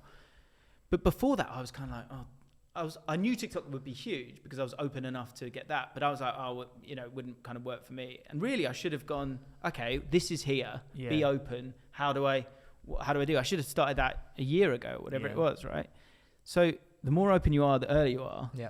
The further ahead you are, right? Yeah, absolutely. That's what happened to you guys, right? You got there first, right? Because you even going into this, in my head, I'm like, so I always may not come across, but I always play myself down. Like I always doubt myself going into it. I thought, oh, what's this show going to be like? I'm going to enjoy it, but how well is it actually going to do? Sure. And the last 2 weeks, I've been like, I was so overwhelmed and like blown away by how well it's done. Yeah, it's like it's what I want to do now. Like, all you think is it what people want to hear? Like it's what we want to talk about, but are there ears to listen to the stuff we have to say? Yeah, totally. And then there's the added thing of a number. And it being different to the number the week before, like all that stuff is really, really scary. And the facts remain that I guess you've just got to do your best. There's not much more you can do. So we get viewer questions, and at the moment, I don't know if you've seen on Twitter. At the moment, there's a massive debate going around between who's better, Prime Salah or Ronaldo in the Prem. Or even Prime Hazard. I mean, and they've just thrown in Prime Hazard. Yeah. Essentially, who's the best winger? Hazard. Oh, right. Best winger. I did think there was a bit definitely Chelsea bias in there for some sort. Yeah. Okay. Because if you look at Prem Ronaldo, right? Yeah. And also someone said, is Salah currently the best player in the world? I would say so. Yeah, I would say so. Because if you think about it, I'm just like, Messi, Ronaldo. Then I'm like, hang about. Salah's stats are... Salah does it in every game regardless. Salah's stats are insane. Situation. Then you could throw Lewandowski in the mix as well. If you look at Lewandowski's stats, it's like, that's berserk. Berserk? Like bizarre and berserk put into one. Good nice. So Salah, Hazard or Ronaldo? Hazard. Prime. Prime, yeah. Okay, yeah. Hazard had 2 seasons when he was... I would put Hazard to the side. Yeah. Just due to a lack of numbers, and that's a dangerous thing to say, but I presume his numbers aren't as prolific as Ronaldo and didn't Salah. Have it for as long as the other two as well. If you look at FPL over since Salah's been in, he's the GOAT. FPL. He is the GOAT. The actual FPL points. GOAT. He is the GOAT. It's crazy. Ronaldo was frightening, wasn't it? Him and Rooney linking up. By the end, Tevez in there as well. That's close. That's really, really close. I think there's a tough one though, but would you say Ronaldo is necessarily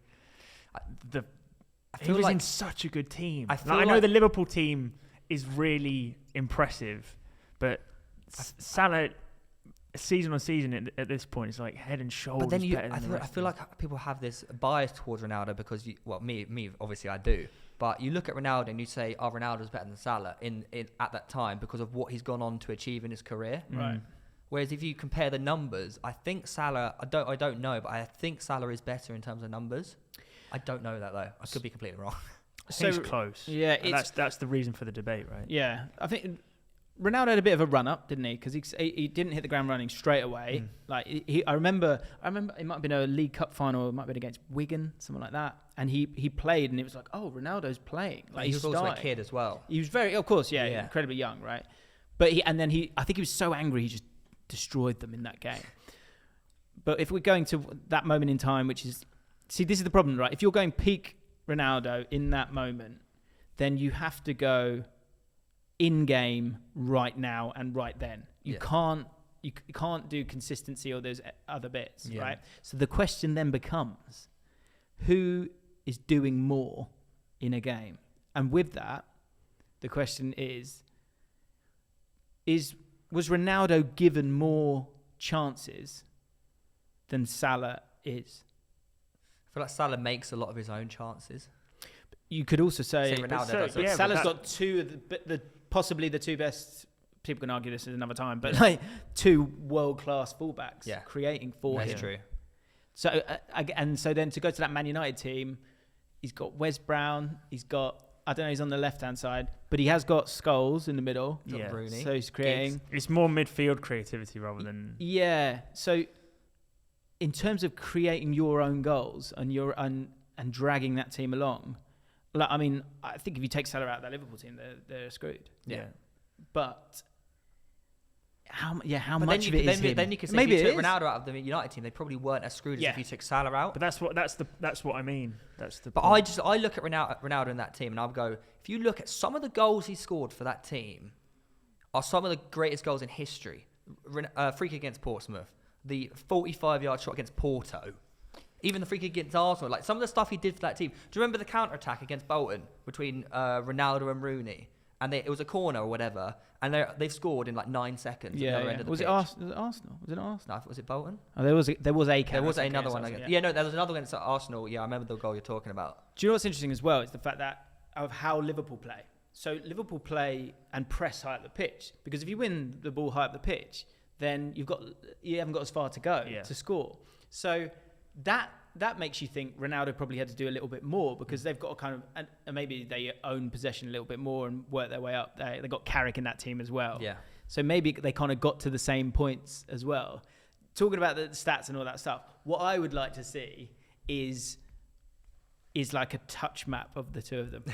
Because if Salah's always touching the ball, it'd probably be like a mirror. Yeah, they're on either side, aren't they? Ronaldo maybe off the left normally. But Salah is always the furthest forward, and his touches are probably as high up the pitch as anyone, because he's got Trent kind of up there as well, right? Whereas Ronaldo, I wonder if Ronaldo had to get the ball from kind of deeper and create things from deeper. So if you had to pick one, though, you have to pick Ronaldo one. or Salah, James. We need an answer. Because they both are incredible. So peak Ronaldo and Salah right now, they're both playing in a final. I would choose Ronaldo. Yeah, same. Really? If I had to pick one of those to have in my team, I would pick Ronaldo. And obviously Messi is not even in the question. But Salah is the best player in the world right now.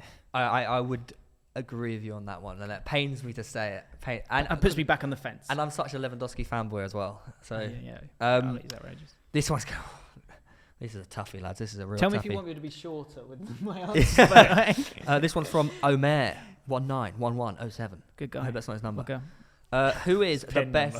Who is the best Premier League midfielder of all time? I know my answer straight away. There was a name I went straight to. 3, 2, 1. Steven Gerrard. Yeah. Really? Yeah. Mate, I'm telling you, That's a joke. he's. I've never. You are sat in front of a Liverpool shirt. Let me know. Do you know the thing the vibes? So I've played against him. I've played with him. Oh yeah. That's crazy. And this guy, it was like 2-3 years after he retired. I said, you could just walk into any team, anywhere, on any place in the world. Is this a decision based off but consistency of performance or a game against you? I'm saying, are you picking Gerrard because of the peaks that he hit? He could do everything. Yeah, Lampard's got more goals. I get it, and obviously you've got Scholes, Vieira, Keane. But Steven Gerrard, there are certain players that when you need them in that moment, they always deliver. Always. Yeah. The West Ham FA Cup final. No, I don't think no other midfielder at that time could have done what Gerrard did. I genuinely believe that. I back it. Yeah. Like, there's a Champions League final. He came out at half time and just, led that team. Yeah. Well, and actually, he should have. The first header is a joke. The first header is a joke. Watch that goal back. The third goal, I think it's good too. So is it? If he doesn't take him out, that's a goal. Like, he's driving in, he wins that penalty. So he would have. It wouldn't have just been he drove the team to that success.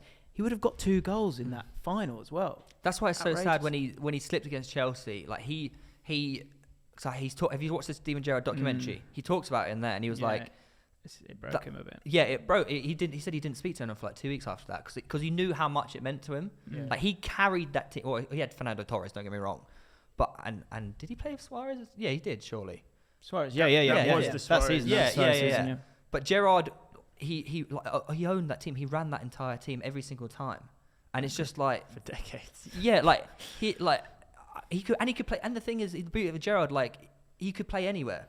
Like, when it comes to England, you had Scholes, Lampard, Gerrard. Well, and then it was obviously the Lampard-Gerrard debate. Like, you can't play them together. You definitely could. Yeah, Scholes definitely could. Mid, like Scholes left mid, Gerrard right mid. That would have been Like, amazing. He plays Steven Gerrard right mid, and he still bangs it. Yeah. I think he's the best midfielder of all time. Yeah. From the Prem. The 2 things I always say about it is if you had I don't think there's a better team of one player that you could create, apart from like maybe Ruud Gullit. Oh, as in like you had 11 players yeah. of just the same guy. You think Gerrard he would could play anywhere? He's a world-class right back. He would figure it out left back. He could play centre back because he was big enough. Pretty sure as a kid he was a goalie as well. Was he? Jeez. I'm pretty sure. So there you go. So yeah, he definitely wins that. That's an interesting decision. Ruud Gullit or Steven Gerrard? Yeah, those are I've had discussions. I've had most discussions. Yeah. Yeah. Ruud, I was trying to think if there's anyone else. It was those 2. That was about it in terms of someone who kind of had everything. Yeah. The other thing is that the Premier League. Oh, we didn't win the Premier League. Is utter nonsense because Champions League. FA Cup. Yeah. But also, like, let's do. So take can Gerrard out. Can you give the Premier League or the best Premier League midfielder of all time an award if he's never? Yeah, but Carragher said it in the podcast recently. He was like, me and Stevie, like, there was at one point you look at the team that Carragher and Gerrard were in. You look at it and you'd be like, how did they almost win the league with that team? That's my point. It's because of him. If you go, like say Ryder Cup, right? You play on the last day. Very much. I've just come back from a golfing holiday. Mate, I've got the bug big time.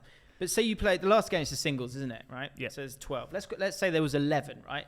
Take the best Liverpool teams in the years that they nearly got there, and put them side by side. The Lampard team or whatever team. The Chelsea. If you play those singles in who's better in each position, that Liverpool team wins 3, maybe. Yeah.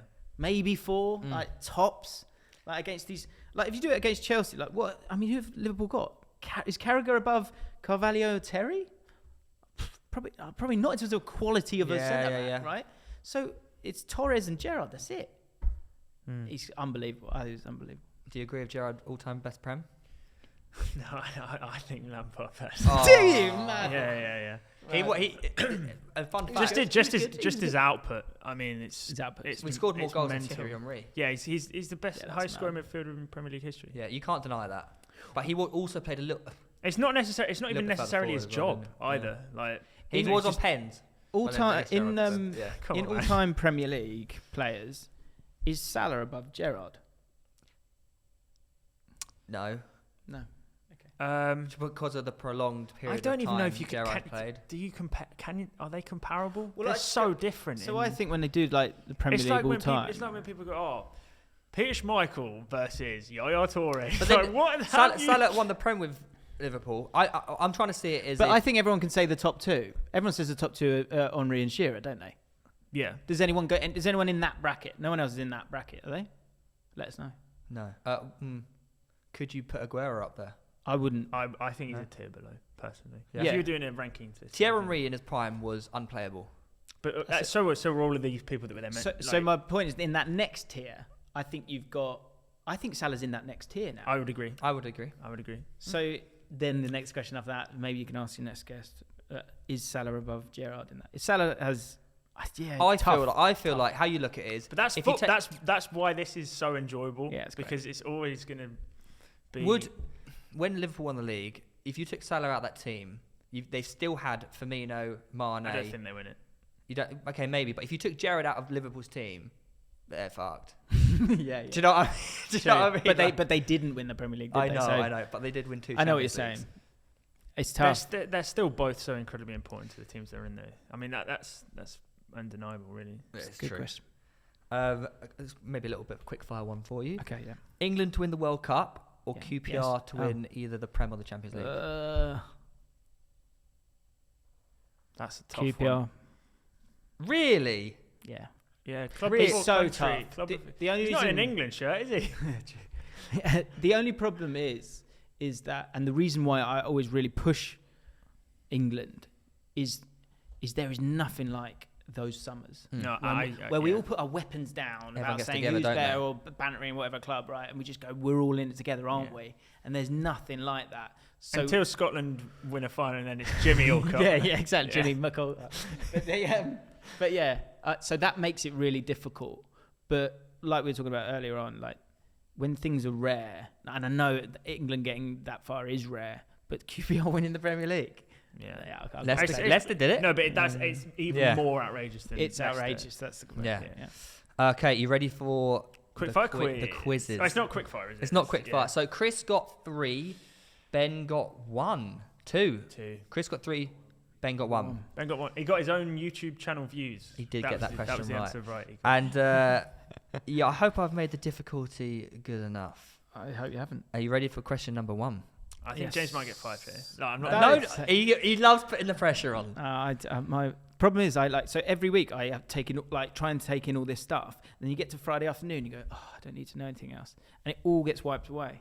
So it doesn't Yeah. mean anything. Yeah. So now my memory's a mess. So I'll Okay, probably ready? shut- There's my excuse.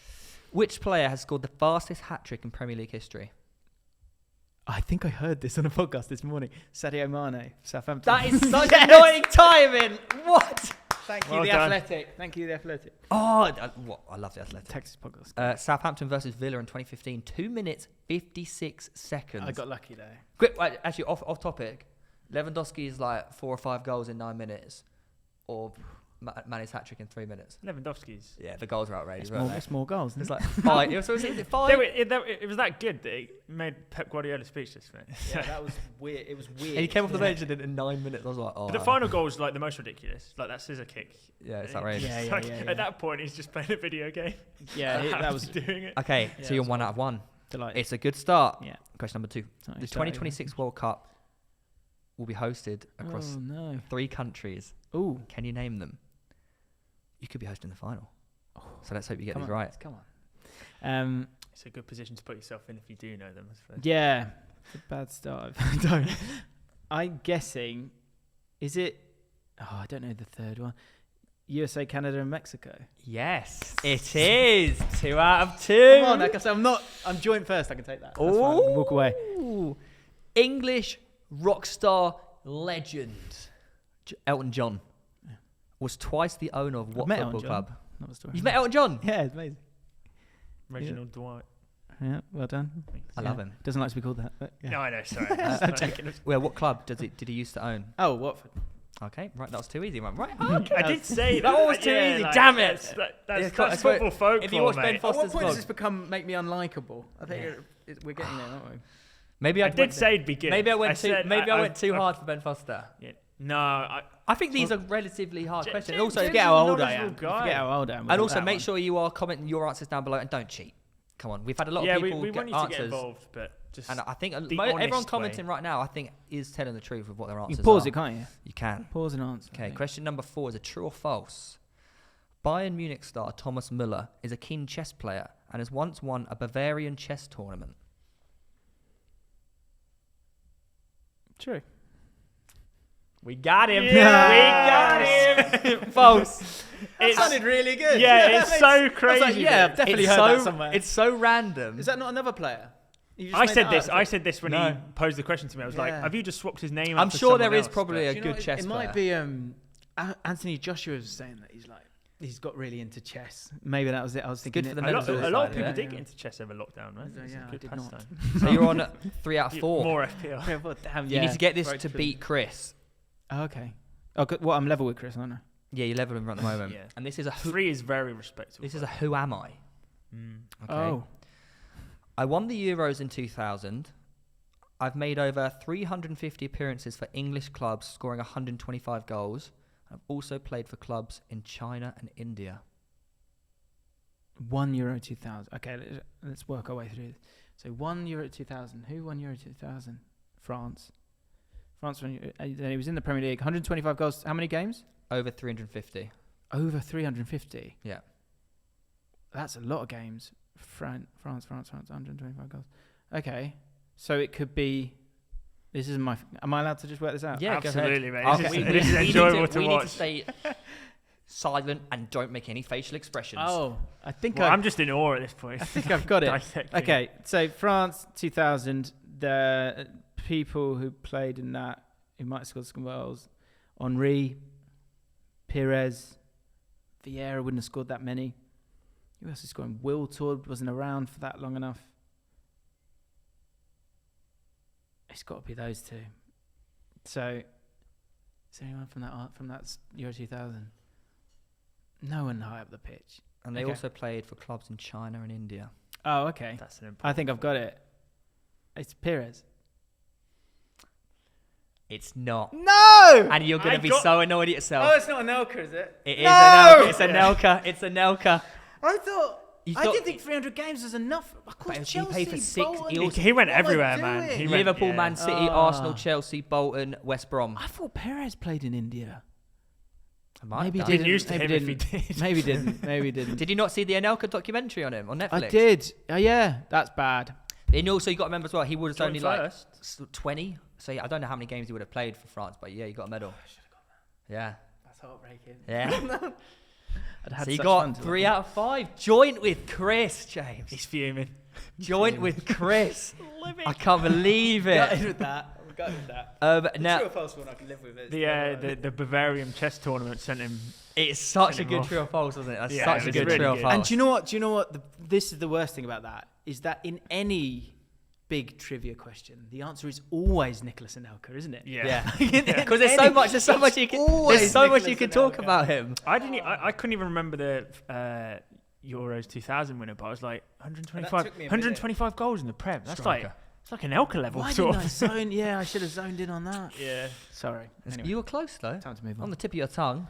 Now, Reeve, last week, obviously, with Ben Foster. Yeah, we're changing this Prem prediction section a little bit because we've had feedback suggesting that we, as a pairing, Theo and I, well, individually as well, should also go against the guests as a collective. So Yeah, we need to agree on stuff, basically. do we? Oh, right. No. I mean, it's me, you, and guest. Okay. He's not keen on that. Yeah, okay. No, we can do No, it. it's okay. I'll be on my own. But I mean, we haven't got any points on the board anyway. So, last week, yeah, out of the 10 fixtures that were there, yeah. You got how many does it say? Ben got 5 out of 10, 50%. Yeah, You Ben's got 40%, 4 out of 10. I got 2. You got 2 out of 10. I got 2. It's a marathon. I think Ben and I It's a actually. marathon, not a sprint. Yeah, Ben and I takes it. actually got some results correct as well, like perfectly. So, in terms of who's won each week, it's the guests are on 2. So Yeah, Chris and Ben. Chris won the first week. Ben won last week. James for this week. Oh Yeah. wait, it's not going to be this week. We got fixtures. We're going to have to go against 2. What do you mean? We got a double pod. It's an international break, so we're going to have James's predictions, and then also our next guest will be Doing the same additional. Yeah. Maybe we'll do to pick 10 international fixtures. I don't know. You could do. No, we'll do the game week, and Okay. we'll say ours now, okay. and then we'll say them again. Okay. for our See if you can next I get stand you. by. Are you going to stand by Yeah. this A lot. week's next week? A lot can We happen. can't. Yeah, we Yeah. can't change our predictions once, No, once no. we lock them in. Okay.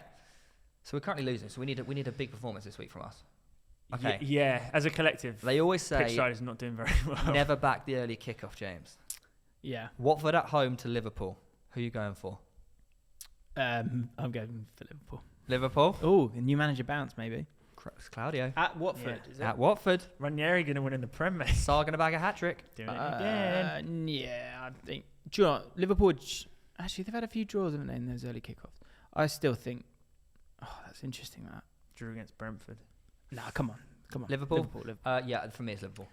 You see, I did this with Brentford. I was like, Brentford are quite good. It could be a draw. And you went, nah, don't be silly. Well, It's mate, 3-3. Well, you say a draw. That's really the want. one. That's one of the games where you go. It's the early kickoff. It's the early kickoff, new manager. A Yeah, lot of those exactly. players It's new won't be manager bounce. internationals as well. Absolutely. That's the Yeah. other thing. The whole Liverpool team will be international. But I think Salah's going to be my captain, so I might have to go over it. I'm going to go Liverpool, but I just want Watford fans out there, including Ben, to Yeah. know that I secretly We hope you really win. wish that I wouldn't be you surprised get with a a draw result. there at all. Wouldn't be surprised. Absolutely. But are we new all manager at home. Are we locking in Liverpool though?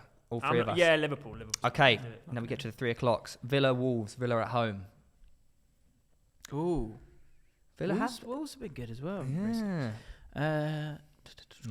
I think that I'm going to go for the home side here. Villa? Little Birmingham derby-ish. Yeah, I think, sort of, isn't it? Yeah, I'm going to go Villa. I'm going to go for a draw. I'm going draw.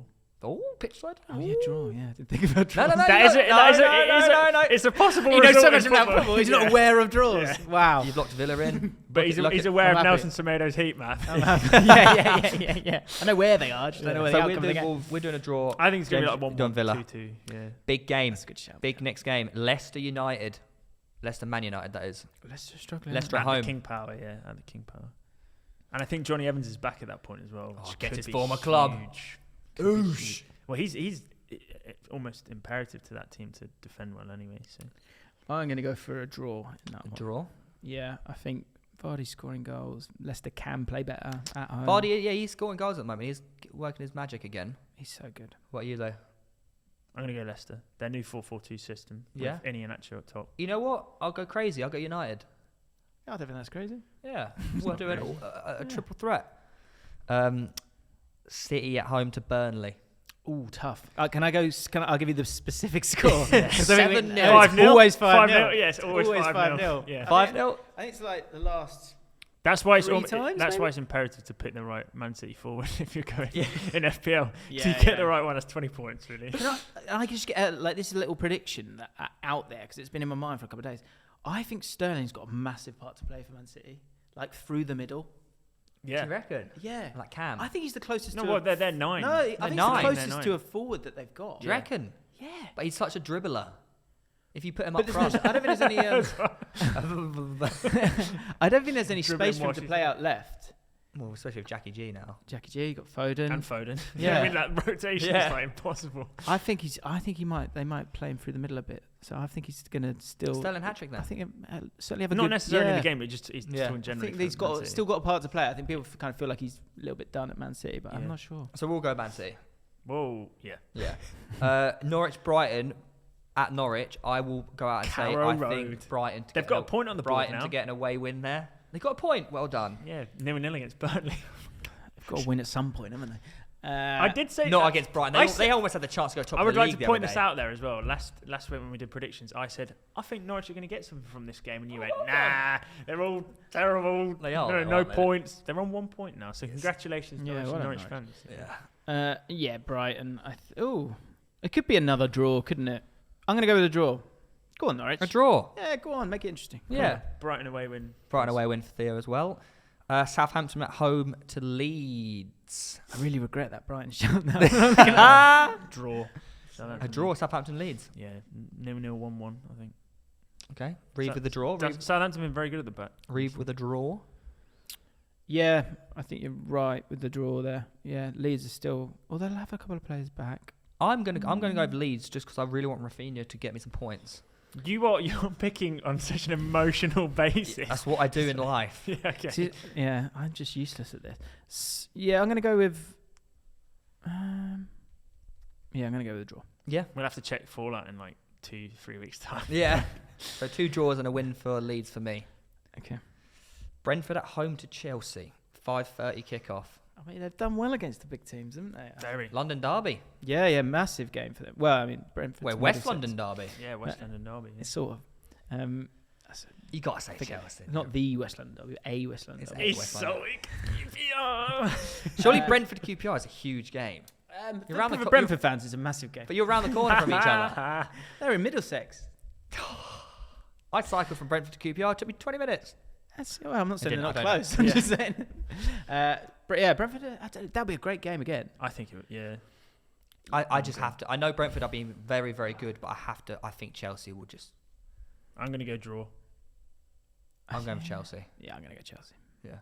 Reeve draw, Theo and James, Chelsea. Yeah, they held Liverpool to a draw, and Liverpool have a better attacking output than Chelsea. But I just think Chelsea... I think Chelsea play differently, don't they? I think they'll control it a bit better. Everton, West Ham, 2 o'clock on a Sunday. West Ham, Antonio really let me down the last couple of weeks in FPL. I went He's him got and Ben back- Rama. He's on 1 point over 2 weeks. I know, man. Okay, really nice games. Over 3 weeks because he had a ban. yeah. He just got. Let him get back. And he didn't get any in that week as Let well. him get back to his groove after the ban. Everton. Do you know what? Everton are doing really well this year. Maybe they'll have. Will they have them back by then? DCM. I think so. DCL is supposed to be. Well, it's international break, so 2 weeks' time is probably giving enough time for. I'm going to go with an Everton win there. Damn. I think they're very well managed. I've been back in the away teams at the moment, but I'm going to go over draw. Yeah, draw's a good shout as well. It might be a bit boring, that one. So you're going to go for Everton or a draw? No, I'm going Everton. Everton, please. Theo, draw. Newcastle Spurs, and they've just signed Santiago Munez. Yeah, I saw that. That's crazy. It's like Munoz. It's or something like- at Fulham. Santiago Munoz. And Gavin Harris is rumoured as well. Yeah. Banter. Goal banter. Goal banter. Where are we? Newcastle. So they're a bogey team, aren't they, to Spurs? To be fair to Newcastle, they've not been playing bad, have they? It's like the only place. Aren't they like 18? Yeah, they're terrible, aren't they? Yeah. You can't. I go. Nah, they've been performing Away pretty from well. home as well. Callum Wilson, top goal scorer this year. Shut up. I don't think he is. Too easy. No. I think that I think Spurs will win that. I think Spurs will win it. They Draw. should be winning that. They It's not acceptable. Them It's only at some point, Kane and Son have got to start firing But again. Newcastle always do well against Draw, Spurs. please. You're going to Yeah, draw? again, that's not a bad shout. Yeah. See, And the final one, At St James. the final one's an obvious one, lads. It's 7-0 drumming. Arsenal to beat Palace. I think it'll Monday be a night. clean sheet, Arsenal. Yeah, I think it'll be like 2-0 Arsenal. Yeah? Arsenal, please. Yeah. I'd say Palace are better than you think. Well, do you know who I really rate at Palace? Gallagher. Yeah, Is he on loan from Chelsea as well, apparently? Yeah, he is. Yeah, He is quality. he's very, very, Calla, very good. Calla Gallagher. And when they get Eze back as You well. called him 2 weeks ago. What did I call him? Calla. Calla. Calla Gallagher. I'm going Arsenal. Yeah. I got to go Arsenal. Draw. Oh, you Sorry. sick man. They were disappointing against Brighton. You know what we haven't done, actually? Wait, who you gone? Arsenal. Yeah, 2-0. Do you know what you haven't done? We do a section of the show where we get viewers to send in where they've randomly met This is our footballers. Yeah, this is our premier Have section. you got any of those? Obviously, you What, said randomly? you met Juve though, didn't you? Or just funny Or stories. was it Cisse? Cisse, yeah. So yeah, we were doing this thing for the Women's World Cup. Me, Lawrence McKenna, a guy called Roven, I don't know if you know him or not, and Layla Annalee. And Layla knows Jibril Cisse. What? So from middle of the day, she kind of goes, "Oh, do you want to meet Jibril? We're in Paris. Do you want to meet Jibril Cisse tonight?" And I'm thinking of the goal against Stoke. Yeah. So I'm going, "Yeah." And Loz is obviously like a Liverpool fan, so he's like, "Yeah." And it was bizarre. Like we went to his apartment. He opened the door with a mask on. And I was thinking, you're not that famous. Do you want to take a breath? Anyway, obviously didn't say this to his face. Got in and sort of had some drinks for a bit. He had like 1 million trainers. Like I've never seen so many Very trainers. footballer, isn't it? And and I just spent half an hour Putting on his small shoes. talk, waiting to trying to steal his shoes, waiting to talk about that goal. And then we had a night out where it was a bit of a weird night out. Where it was Did he one go of on the those- night out? Yeah, well, he was DJing, so we went to a club with him. That is a good story. That is a random encounter. Well, we were DJ. So the reason we met him was because he was then going to go DJing, and I was like, okay, what are we going to watch him or something? And anyway, we then had this table which had like free booze, which I was like, wow, this is amazing. And but the club was a bit like exclusive and a bit too cool. Yeah, I know. So what I'm like, Should I I'm be like, here? "Let me dance, guys, come on!" Yeah. And they're all just like going, just sipping their Sipping whatever on they're their doing, looking at cocktails. their phones, not Yeah. not talking. So it was gently underwhelming, but it was it was cool to. Good It story. was Was he a to nice be- The guy? fact that though? even- Was he a bit like up himself? No, he was cool. No, he was. He was alright. cool. He was cool. That's he was, good. I liked him. I think someone said to me recently, Lawrence said on a stream that he didn't think he was that nice. I think it was just a touch awkward, and he knew He's probably Layla, but didn't know he's, us. these Yeah, guys yeah, come in yeah. this house who has no idea. who Yeah, they and are I'm there like as a well. Labrador mask on. buzzing. Yeah. He took the mask off once we got inside. It's just that I just opened the door. Loz seems to think that. So me and Loz got one cab, and the rest of them got in this other cab, and we went to the wrong place. And maybe I'm being optimistic. I'm hoping that we put it in wrong. Lawrence thinks told you wrong. Gave you the wrong postcode. He was just trying to Yes, give us we the finally elbow. got rid of them. Yeah. Yes, which It's like would be a Bond villain. Excellent. stroking his cat. would be understandable. Send them into the category. Yeah. But yeah, no, he was all right. That's a good story. Yeah. What about the ones who've been sent in? The fact that I didn't even know he was a DJ. I mean, that's Yeah, I think he enough. loves it. Isn't Mendietta's also a DJ? DJ is the first 2 letters of his first name. brilliant. Yeah. Yeah. Off the top of I don't actually have it. I was going to say, do you want to just save them for the next episode? We've got quite a lot. Well, we should do one. Do one then. I don't have it on my phone. And I know this off by heart. Go on then. Because I was informed beforehand, Go and on. it's quite an outrageous story to remember. So it was Shaqiri's first ever game for Liverpool. We must say this is from a viewer. This is from a viewer, yeah. So please. Do you know feel their free name? I can't remember his name, but he'll Check the chat. he'll know who he is because this story is outrageous. So it's Shaqiri's first ever game for Liverpool, and it was a pre-season friendly in Canada, and I think they won the game 4-2. And they are the guy who story is stood outside the stadium waiting for the players after the game as fans. Like sign my stuff. Yeah. And Shaqiri has come off the back of a great performance, settling him in well at Liverpool. He's walked past the fan in question, and he went to shake Shaqiri's hand, but instead of shaking Shaqiri's hand, he just brushed his nipple. That's great. And Shaqiri's looked at him fully well, What's this happening? in the situation. And apparently they've just had a little stare off for a little strange short period of time where they both know what's happened. But they do we talk? Yeah. Have you Brushed my nipple?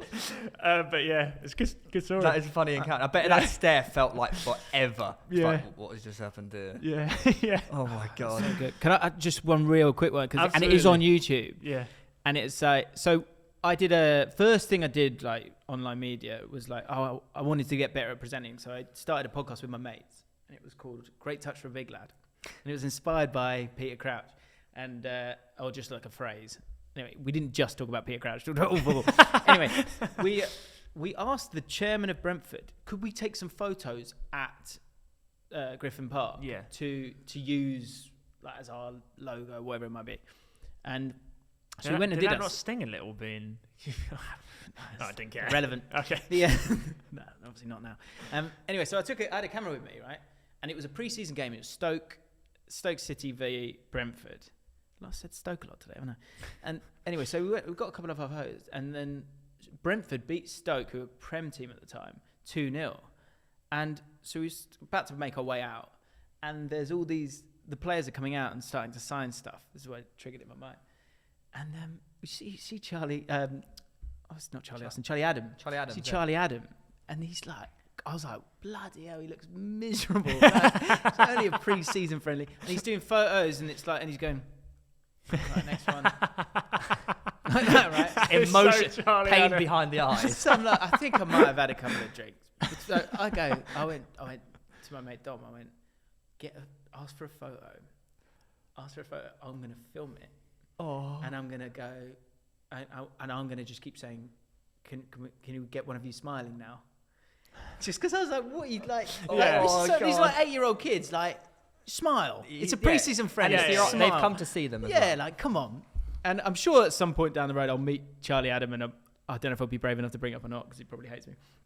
But it's online if you want to find it. If you search, I think it's Charlie Adam doesn't like losing or something like that. And I basically. Dom goes, is it right if I get a picture? And he's like, yeah, no worries. He goes to do it, and I go, great, that's great. And now one with you smiling, and he sort of doesn't change his face.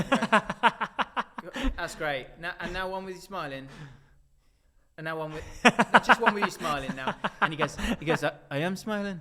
I am smiling. I'm like, no, that's great. No, cheers. What a knob I am. But mate, if someone did that, That is so good. That is the worst thing, isn't it? But I'll show you funny. afterwards. I bet it's funny though, isn't It's it? brilliant. Bless him. But the footage proves it. He's not. I mean, bless him. Obviously, doesn't like losing, right? But It doesn't matter when it's a pre-season game.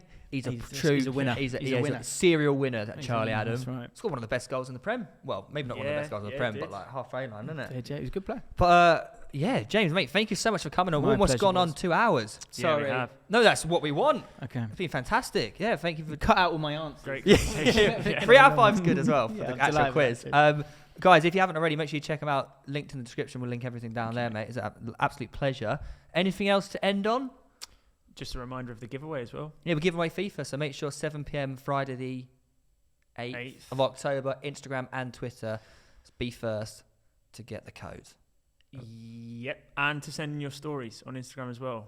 So any more funny moments like we've just discussed? DM us on Instagram. I'm sure they've got loads. Pitchside Podcast. Don't forget to like, subscribe, follow us on Apple Podcasts and Spotify, and we'll see you next time.